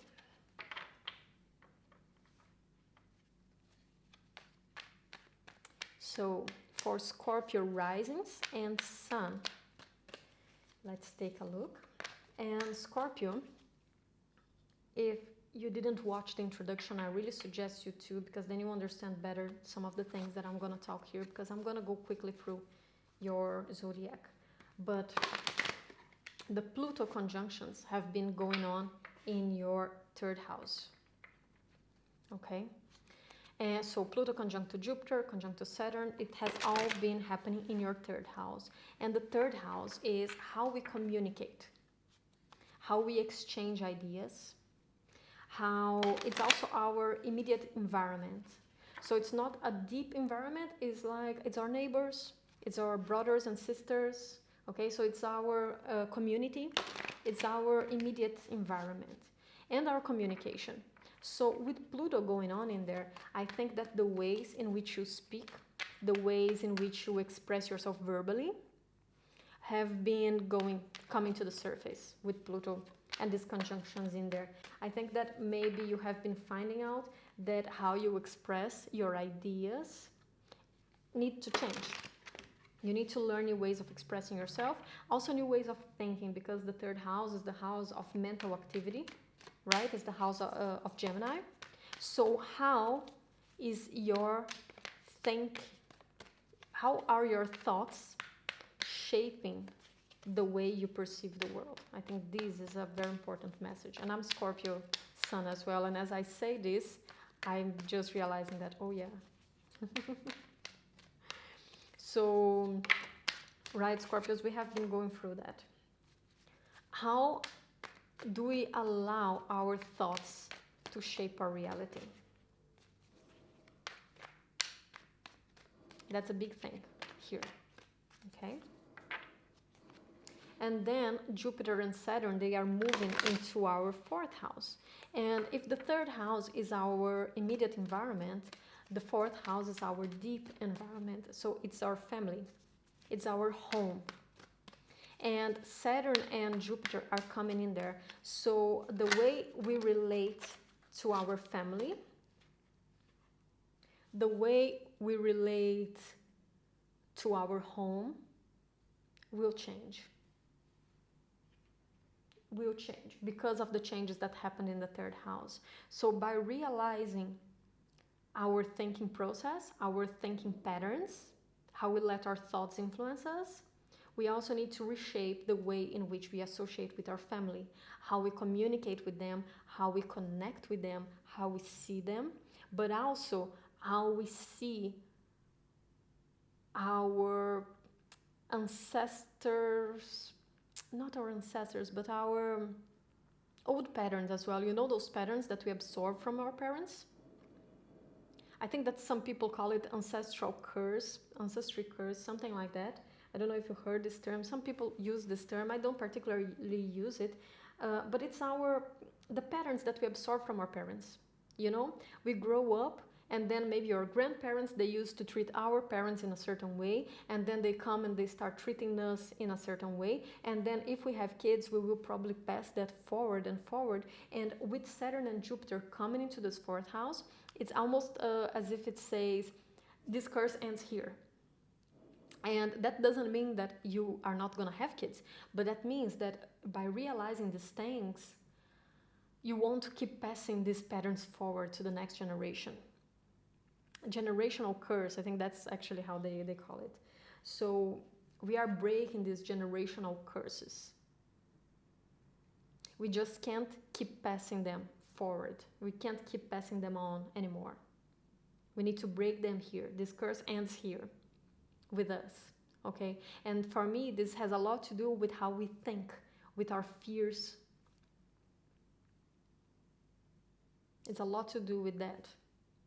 So what are the thinking process, the thinking patterns, the even thought addictions that we have absorbed from our parents that have reshaped how we communicate with those around us and how we perceive the world? Because the third house is the house of thinking, and we think the world as well. So these have been going through transformation, and by consequence, we are changing the way we deal with our family and also how we see our relationship with our family as well. Like, we will never see that relationship in the same way again, okay? And I got some pretty heavy cards for us Scorpios. So I got the Chariot in the reverse and the Judgment in the reverse. And the Chariot in the reverse here tells me that even though we are seeing these things, there is still some sort of resistance in going through the totality of the process. And we need to get to the Judgment. We need to get there, because it's in the Judgment that our sins are forgiven, let's say. It's in the Judgment that we see the lessons that we learned, and we get our what is the word? We are absolved. We are released, sorry. That we get our release from our sins, let's say, okay? But if we don't focus on this process, if we can't move completely forward, if we can't focus our efforts towards our true goal, which is a more unified version of ourselves, then we can't get here, okay? We need to feel, because this is one of the last cards of the Fool's Journey. It's the outcome. It's when the whole journey is weighted out, we weight it, and we see the outcome, so that we can go to the world, which is the final closing end of the Fool's Journey. But with the Judgment in reverse, there is something here that is holding us back. And I think that it's being too scattered. And that makes a lot of sense, because Pluto is in the third house, and the third house is a house of Gemini, and Gemini is the scattered sign, is the sign that wants to put their hands a bit on everything. But if we stay, and this is a Cancer sign, and a Cancer card, and Cancer rules the fourth house, and Cancer is about combining effort, is a cardinal sign. So it's like choosing one point and going, moving towards that direction. So while we are still connected with the Gemini energy of the third house, we can't completely focus our efforts towards the fourth house.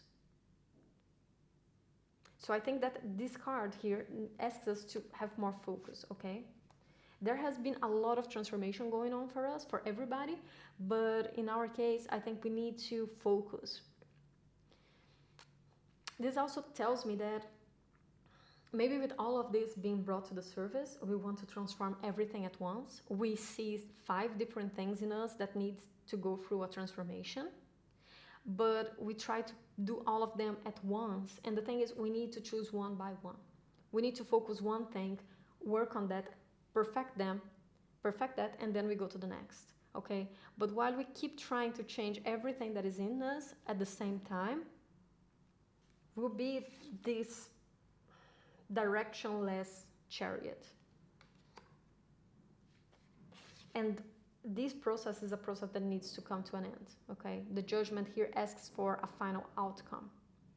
So we need to combine these efforts. And I see the same in the Queen of Pentacles in the reverse. Because the Queen of Pentacles is a very nurturing card. She's very nurturing, she's very balanced, she's very grounded, which is the opposite of Gemini. Gemini is not grounded. 3rd house is not a grounded house. And it's hard to find this groundedness with Pluto moving in there.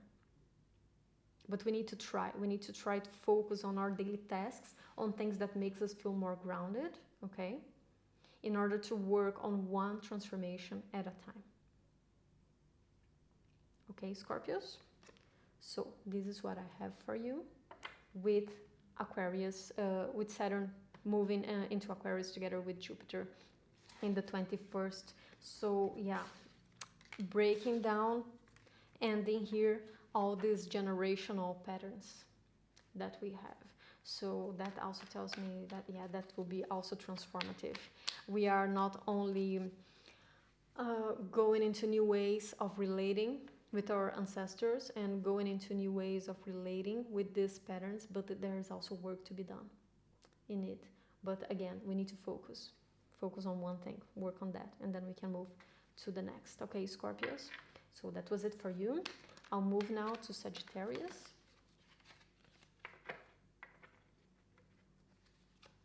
Okay, so this is for all Sagittarius, rising and sun sign. Oops, nice. Let me just have some water.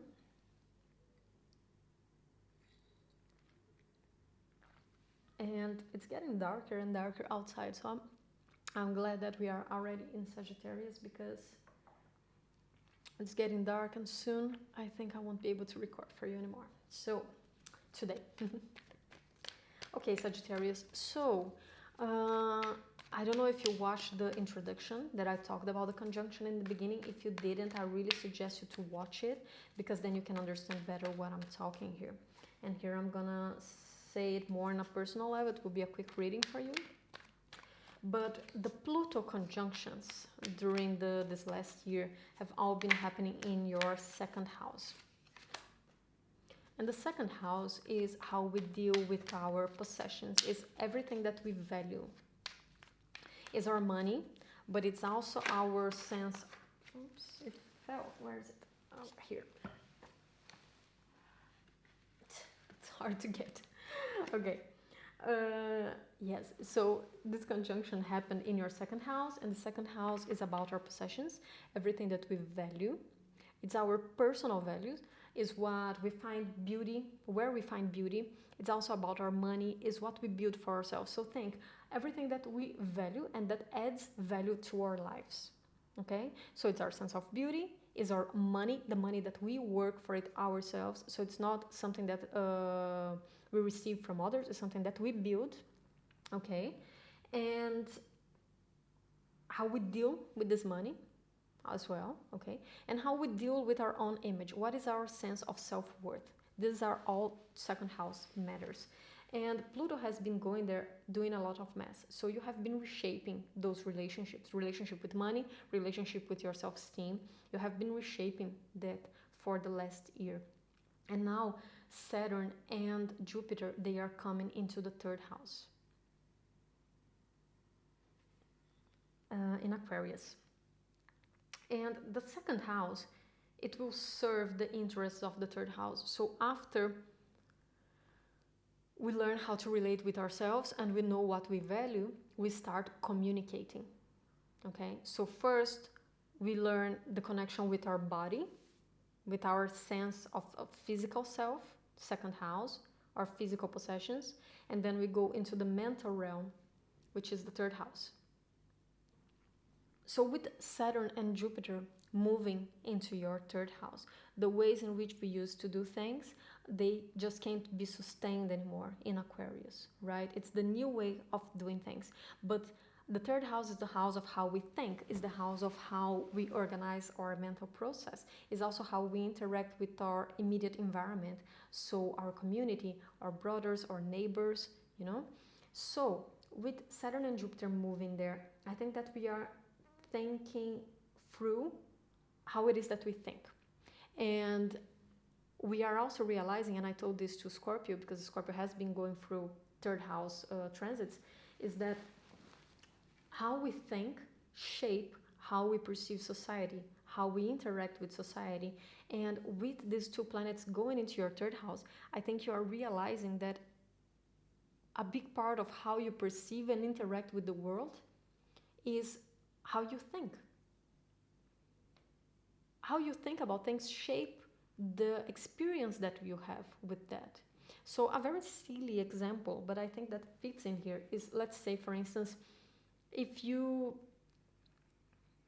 are in the university and you are learning a certain subject and you don't like that subject, you hate that subject, and you are always thinking about it, like, oh, I hate this class, I hate this course.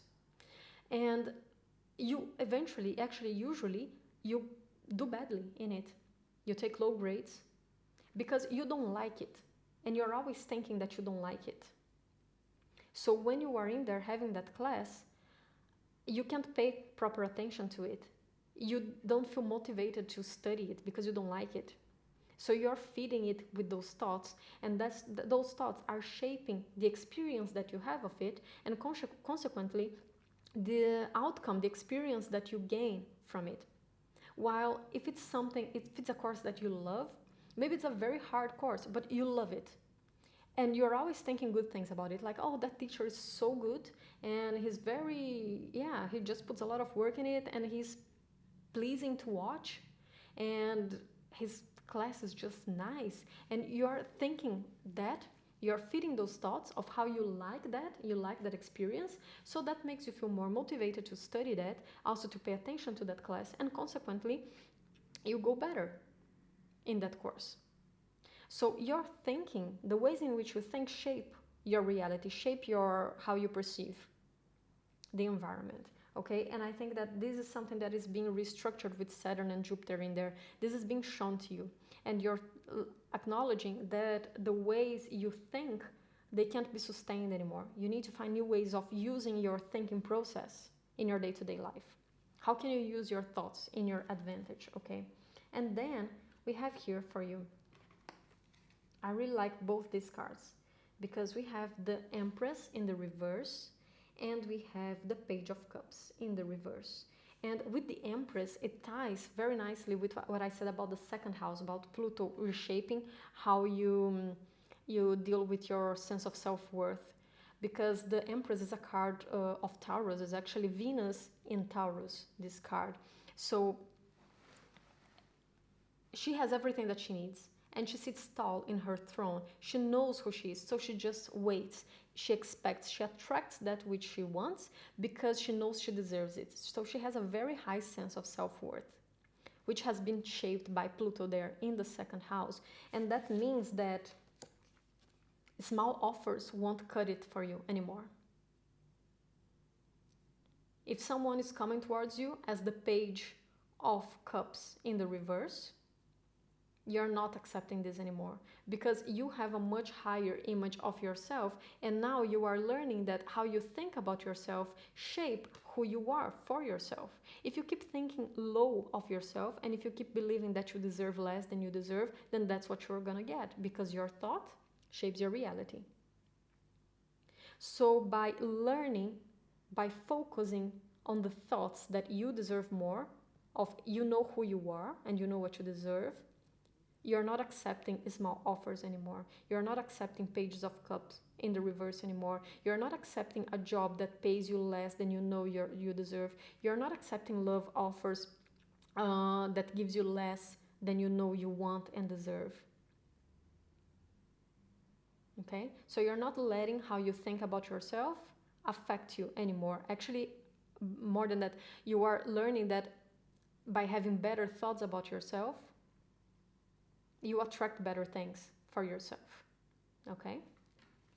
And then we close the reading with the Four of Cups in the reverse, right next to this Page of Cups in the reverse. And I actually really like this combination because the Four of Cups in the upright, it talks about a boredom, not accepting something that is being offered to you by the universe. And this is a good offer because it's coming from a hand in a cloud here. So it's a divine offer. But when you are in the Four of Cups in the upright, there is a sense of boredom, a sense of, nah, I don't want it. And now it's in the reverse. And it comes together with the Page of Cups in the reverse. So it's like, I don't want this, but I'm ready to receive something that is much better and much more aligned with my personal values, which have been rebuilt with the Empress. So you're opening yourself to receive something that is more aligned with this new sense of self-worth that you built for yourself. Okay? So I like this, Sagittarius. I really like this for you. So that's what I have for you, Sagittarius rising and sun. And now we'll continue with Capricorn.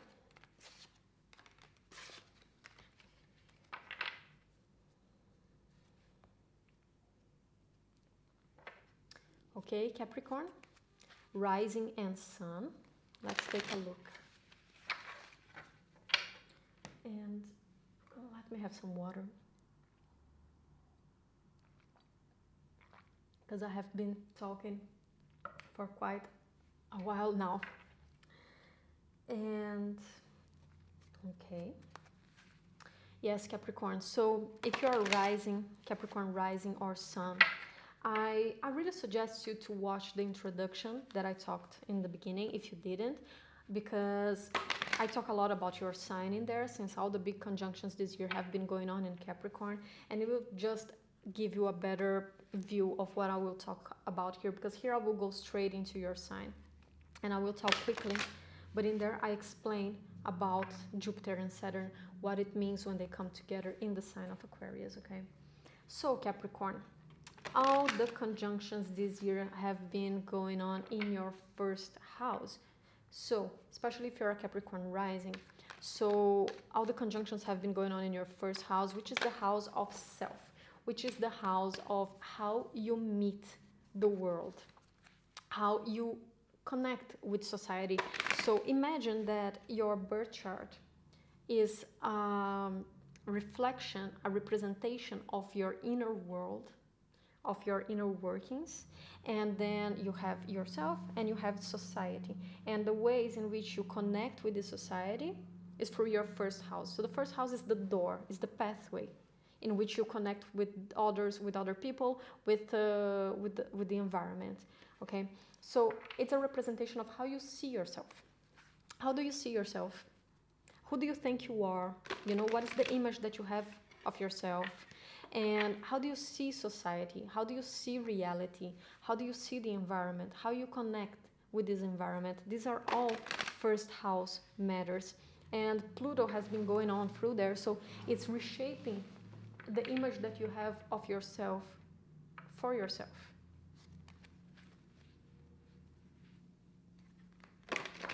And after the first house, we have the second house.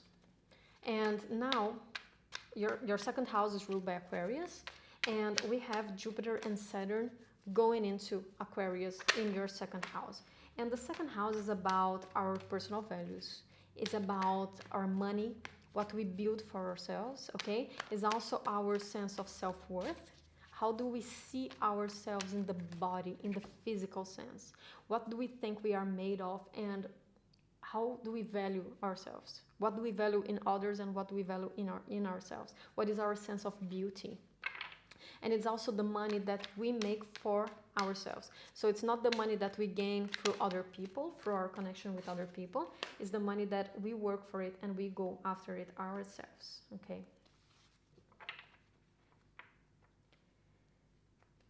So with Saturn and Jupiter going in there, I think that after all, and I say this in the beginning, in the introduction, I say that after all the transformations going in Capricorn, those old structures, they have been destroyed. So there is no going back. There's just moving forward. Things will never go back to how they were. And since you have been reshaping your sense of identity through the first house with Pluto in there, you can't see yourself in the same way anymore. You can't value yourself in the same way anymore. You can't deal with money and with your possessions in the same way anymore, because there is no going back. There's only moving forward. So you, with Aquarius there and with these two planets moving in there, you are finding what is the new way in which you relate with yourself, in which you connect with yourself, you value yourself. Your new sense of self-worth based on the new things that you have been learning about yourself in the first house. And I see a resistance from Capricorn here, because I have the Tower in the reverse and the Ace of Cups in the reverse.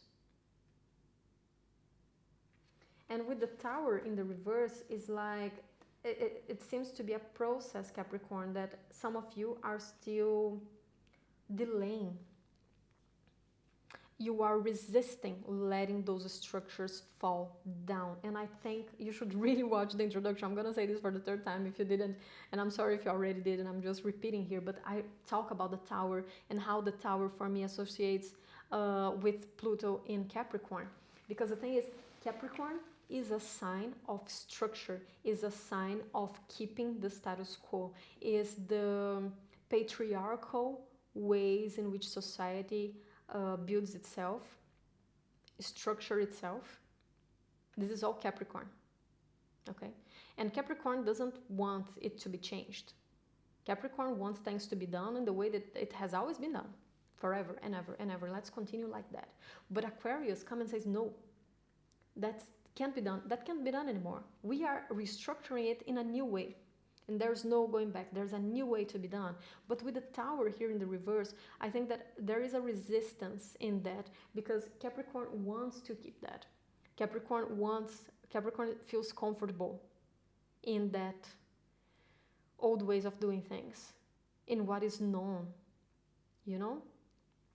Also because Capricorn is the goat, and it keeps climbing up and up and up and up and up to reach the top. But it can do that because it learns a certain, it has a sense of predictability. I know it's hardship, it's hard, but is pragmatic. So I know a certain formula. There is a formula of doing things, there is a recipe of doing things very pragmatically. And if I do things in this way, I will get there to the top. But then Aquarius comes and say, no, let's shake things up. Let's do this in a different way. And you know what? You just can't continue the ways you used to do things. But there is a resistance in there, because you might feel this lack of ground under your feet. But if I change things, it's scary. If I change things, then I don't know if I can achieve the top anymore, because you're just changing my whole recipe. And I have been using the same recipe for this same cake for years. And I know it works. So I see a lot of resistance here, actually, with all three cards, because we have the Page of Cups in the reverse, and then we have the Death in the reverse. So there's so much resistance with this change. And there needs to be acceptance, okay? And I think that the more you attach to it, the more you will delay emotional gratification, because we have the Ace of Cups here in the reverse. And what this Ace of Cups in the reverse scares me a bit here for you, Capricorn, is that I think that some of you might even start feeling depressed. But I wanted to, because you want to overflow with emotions, you want to overflow with love, okay? The Ace of Cups wants to overflow. I don't know if you can see in the card, but it wants to overflow. But in the reverse, there's a lack of that. So I think that emotionally speaking, you might be feeling very empty. Some of you, not all of you, this is a general reading, but I think that some of you might be feeling very empty. And I want to tell you that this emptiness is because of a resistance to change, a resistance in letting things die, in your own sense of self die. And of course, it is extremely scary. This is happening in your first house, and the first house is who we are, is our sense of self-identity, and letting that be destroyed is scary. It's scary as F, but it's delaying a process here. So you need to let this transformation happen. You need to let this die, okay? And there is a lot of resistance here, but one thing I can tell you, it's Pluto going on in your first house, and Pluto is non-negotiable. And you can only choose, do you want to be transformed willingly?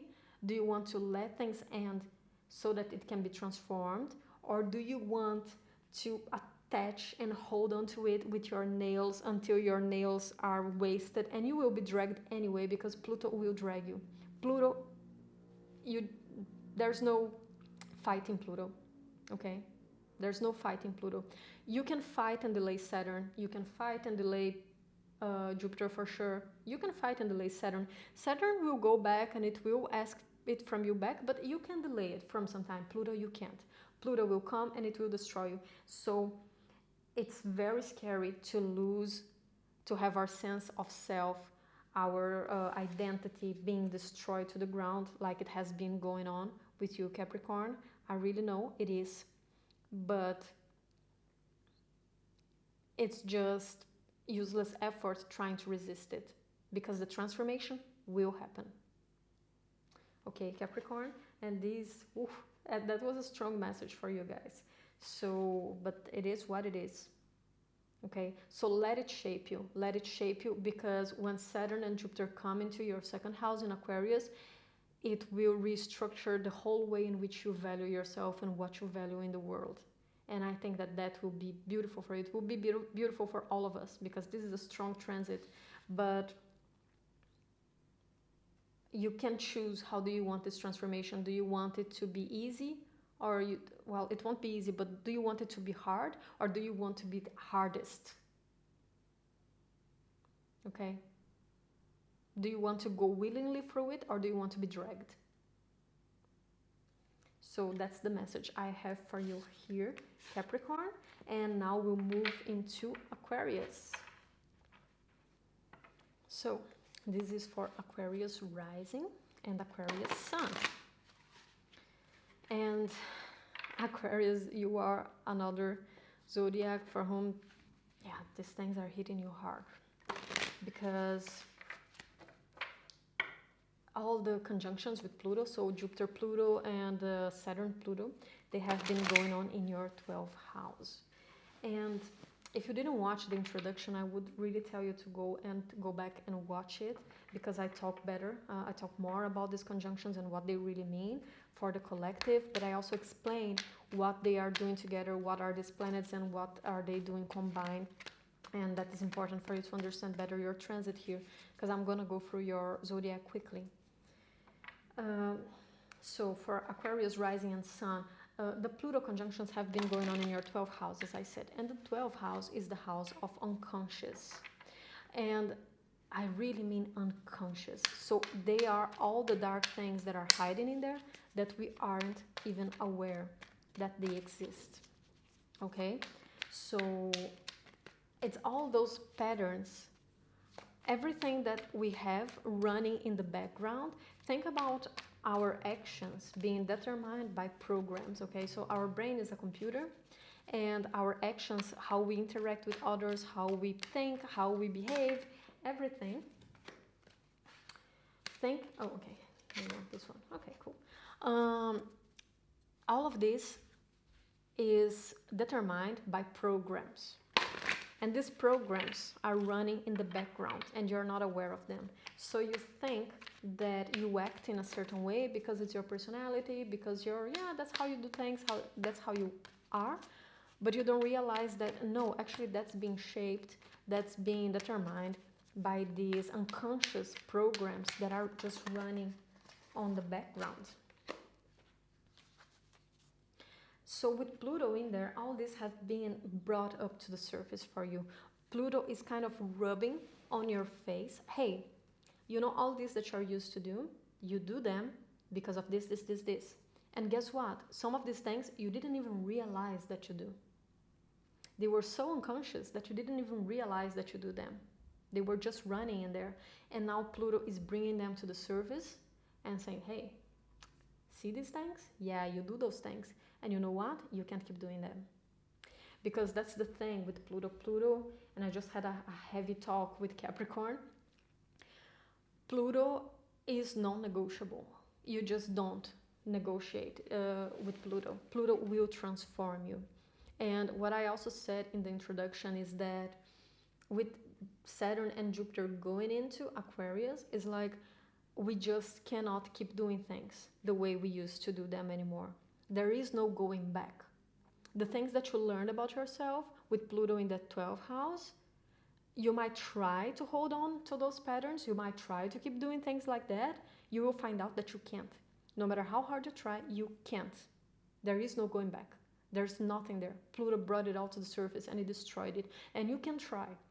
You can try to attach to your old patterns. You can try to attach to the old ways in which you do things, but it will just be useless effort. You will see that no matter how hard you try to keep things in the status quo, you can't. To keep the status quo. Okay? Aquarius, and now Saturn and Jupiter, they are moving into your first house. So if you are an Aquarius rising, or if you are an Aquarius sun, then it's your natural first house. And the first house is the house of self. How we see ourselves, how we interact with ourselves. What is our relationship with ourselves and our environment? So think like this, think that your birth chart is a reflex of your inner world. It's a representation of your inner world, of your inner workings. And your ascendant, your first house, is the doorway through which you connect with the environment, with the outside. So it's a filter. It filters the information that comes from the outside to the inside and also from the inside to the outside. It passes through that filter of the ascendant, okay? That's the first house. So even if you are an Aquarius sun, it's your first house, so it acts the same way, okay? In a similar way. So with Saturn and Jupiter going into Aquarius, going into your first house, all the patterns that you have uncovered, all the unconscious patterns that have been uncovered by Pluto in the 12, they are reshaping how you see yourself in the first house and how you communicate with your immediate environment. That is going through a deep transformation right now. You will see yourself differently. You will understand that the way you behave, that your personality, how you connect with everything around you will change because of that, okay? And then we have the Hanged Man in the reverse as your first house here. And the Hanged Man is a card of surrender. You surrender to the situation because look, when the Hanged Man is in the upright, he's upside down. So he's seeing things in a different way. Okay? They are upside down, they are seeing things in a different way, from a different perspective. But when the Hanged Man is in the reverse, there is a resistance to that, of seeing things in a different way. Which makes sense for Aquarius, because people tend to forget this, but Aquarius is a fixed sign. Aquarius is very innovative, very creative, very smart, but it's fixed. Aquarius is also ruled by Saturn, and I talk about this in the introduction. Aquarius is ruled both by Uranus and Saturn. And when Aquarius is ruled by Saturn, it's also about structure. It's also about doing things in a certain way. It's just that Uranus comes in and says, but it's a new way. It's a more inventive way. But it's still a structure. So there is a resistance for all the fixed signs to do things differently. And with the Hanged Man here in the reverse, it is like that. There is a resistance to doing things differently here. Not to doing things differently, but to seeing things from a different perspective. There is a resistance in surrendering. But I think that you are realizing with the Chariot here that you need to move forward. The Chariot doesn't move backwards, okay? The Chariot doesn't go back to old ways of doing blah, blah, blah, blah. The Chariot goes forward. The Chariot moves forward. And I think that there is this realization here that there's only one way, and this way is ahead. And the Chariot is also pulled by these sphinxes, you see? And this man, he can give a direction to these sphinxes, but he can't stop them. The Chariot is fast movement. The Chariot goes, and the only thing you can do is hold these sphinxes and channel them to the direction where you want to go. But you can't stop them. You can't go around and go back, because the Chariot is ruled by Cancer, and Cancer is a cardinal signs, and all the cardinal signs are like that. Once they start something, they go, you know, they are starters, they are initiators. Then you need the discipline of the fixed signs to keep the effort, to have consistency of aim and effort. But cardinal signs are about initiating. So the Chariot here is showing you that there's a lot of movement. You can't stop it. The best you can do is channel it in a direction that is good for you. And then we have the Moon in the reverse, which tells me here that you are scared, SF, of doing that, because the Moon in the reverse, there is a lot of fear of the unconscious, fear of what is hidden, because this is a Pisces card. It's ruled by Neptune, and it's a 12th house card. And as I said, the Pluto has been moving through your 12th house, and it's scary. Also because Aquarius, since it is a fixed sign, Aquarius likes to be in the control. Aquarius is not comfortable in an energy in which it doesn't have control. And when we enter Piscean realms, our sense of safety is thrown out of the window, because it's a zodiac of faith. Reason, Aquarius reason, needs to give space to faith. And it's hard, because Pisces asks us to go through the darkness, trusting only the light of the moon. We know where we need to go. We know there's a path ahead and that we can't go back. And this ties so well with what I said in the beginning, in the introduction. I talk about these cards as well, and how this card comes after the star, which is an Aquarian card. So we know that there's a path ahead. We know that we need to move through it, but we can barely see what's ahead, and that's scary. And with the moon here in the reverse, I do think that there is a lot of uncertainty and insecurity in going through this path. You know that it's necessary. You know that there's no other way, but that you are going forward is scary as hell. And it's okay, Aquarius. It's okay to be scared, as long as you keep moving forward, okay? As long as you have that commitment with yourself, that you need to keep moving, you need to keep charging ahead, even though that feels extremely uncomfortable to you right now, okay?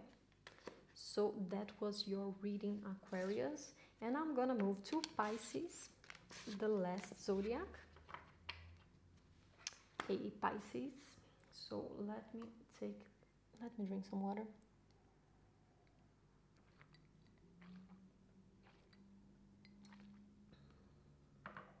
Yes, Pisces. So let's take a look. And this is for Pisces rising and Pisces sun.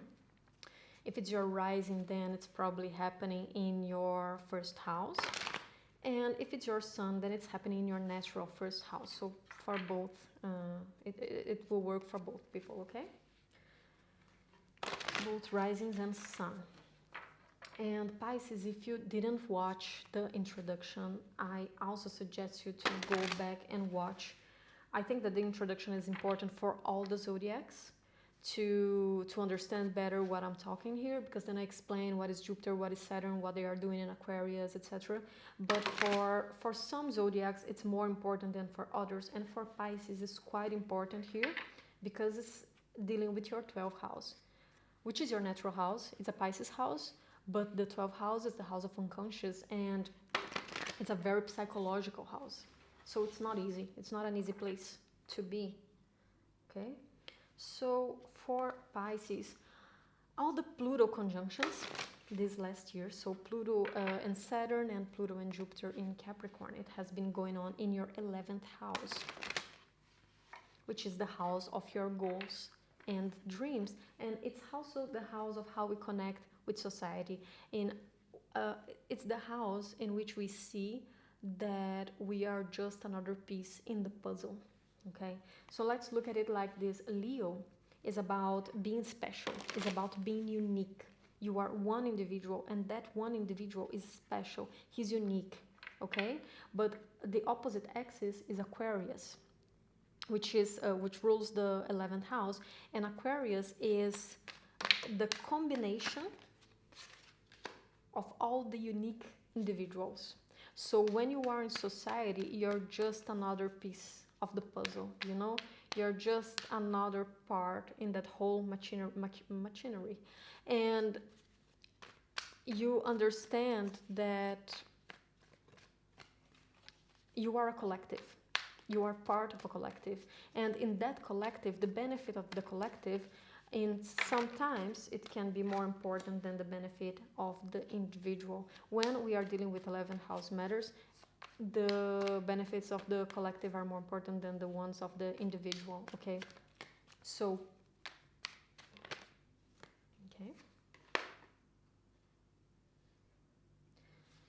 so we are learning that in the 11th house with Pluto in there. We are learning that we are not so special anymore. Okay, that we are all going through the same things, and that one thing that happened to one of us, it's not seen.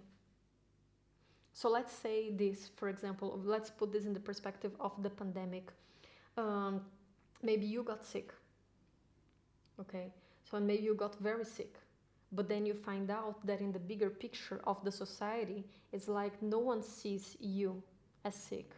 The society is already going through its own problems. So we see society is sick, but we don't look at the individual. We don't perceive the impact that it's having on that specific individual.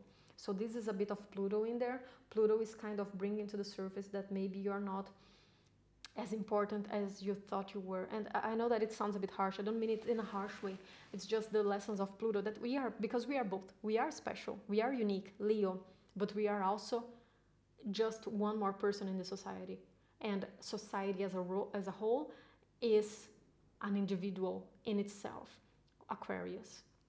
Okay, so this is a transformation going on in there, but there's also the fact that the 11th house is the house of our goals and dreams, is our bigger ambitions. It's what comes after our career. The career is the 10th house, so the 11th house is our goals, our bigger goals, where I'm really moving towards.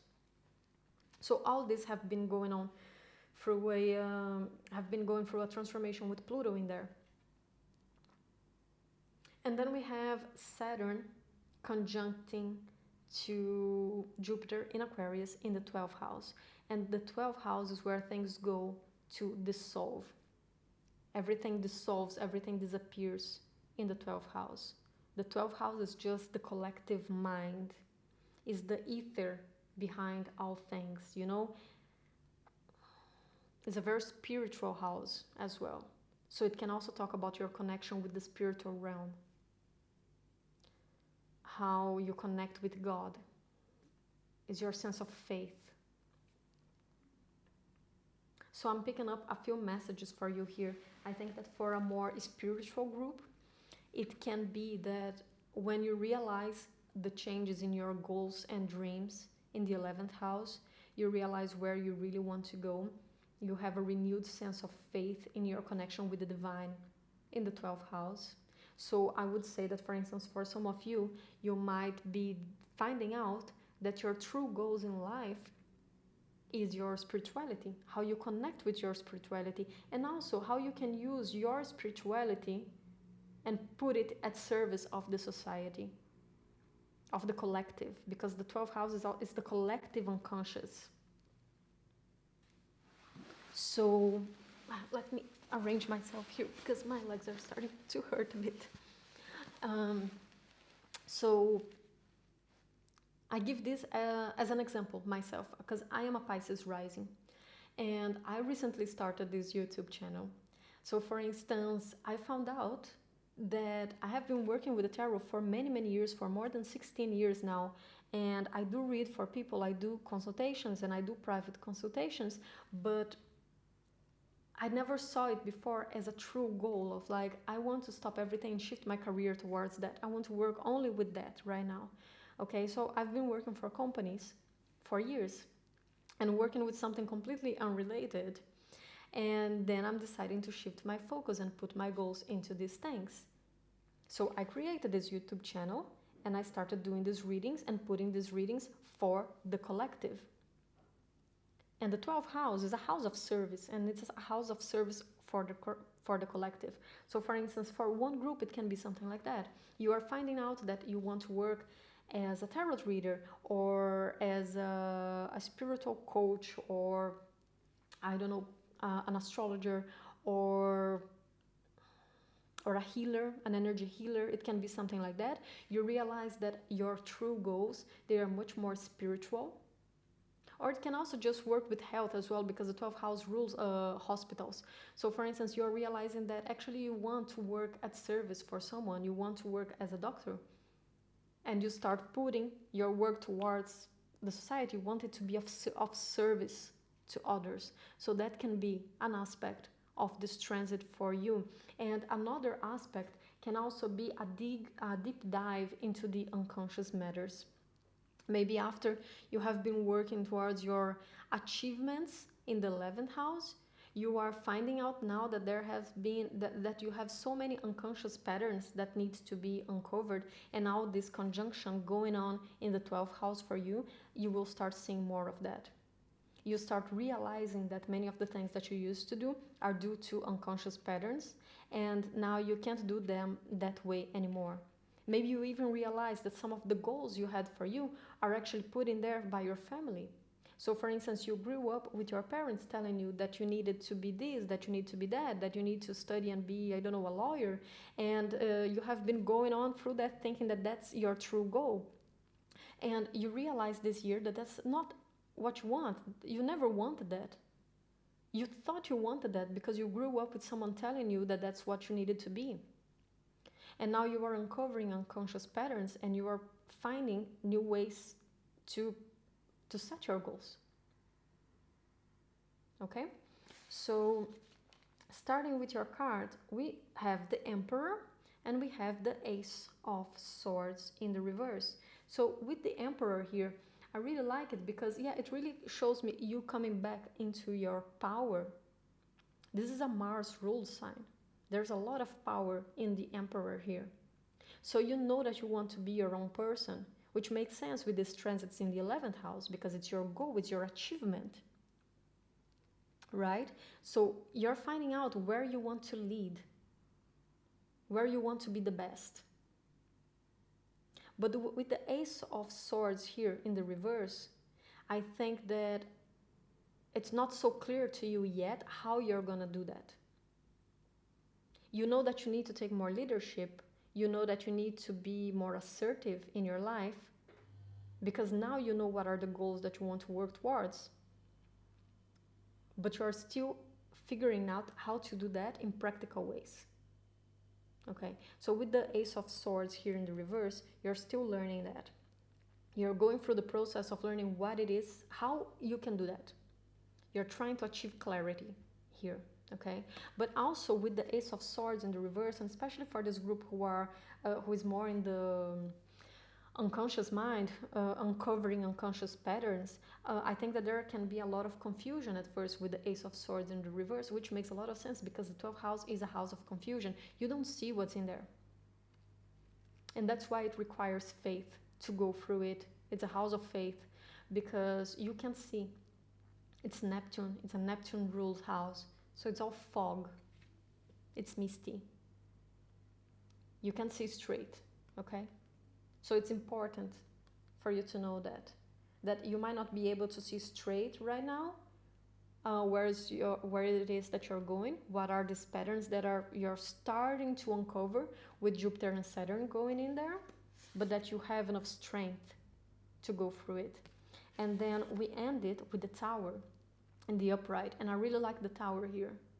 I really like the Tower card, but I'm very Plutonian, so I like transformation. I like to break things to the ground so that they can be rebuilt. But with the Tower here, I think that you're not afraid. You're making a choice, okay? You see that these people, they are falling from the Tower, but you can see them as either falling or jumping from the Tower. And I had this conversation with some of the other zodiacs that when Pluto happens, you have two choices.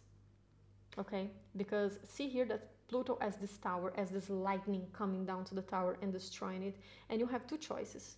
You can be thrown into transformation as this person here. This person is just, you can see that they are just falling, or you can jump towards this transformation. And this person here, he or she looks like they are jumping.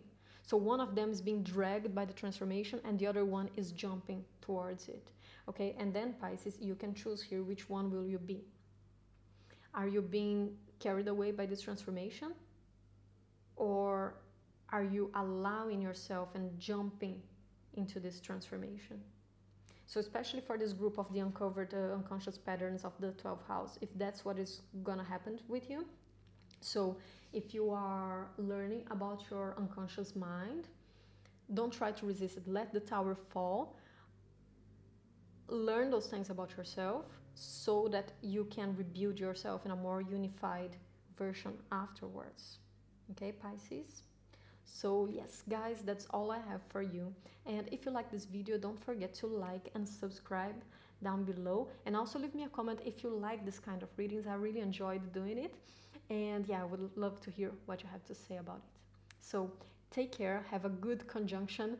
I hope you all deal with it like the best way possible. I'm sure you will. You will take the most out of this because this is a very special event. So yeah, good luck and take care. Bye bye.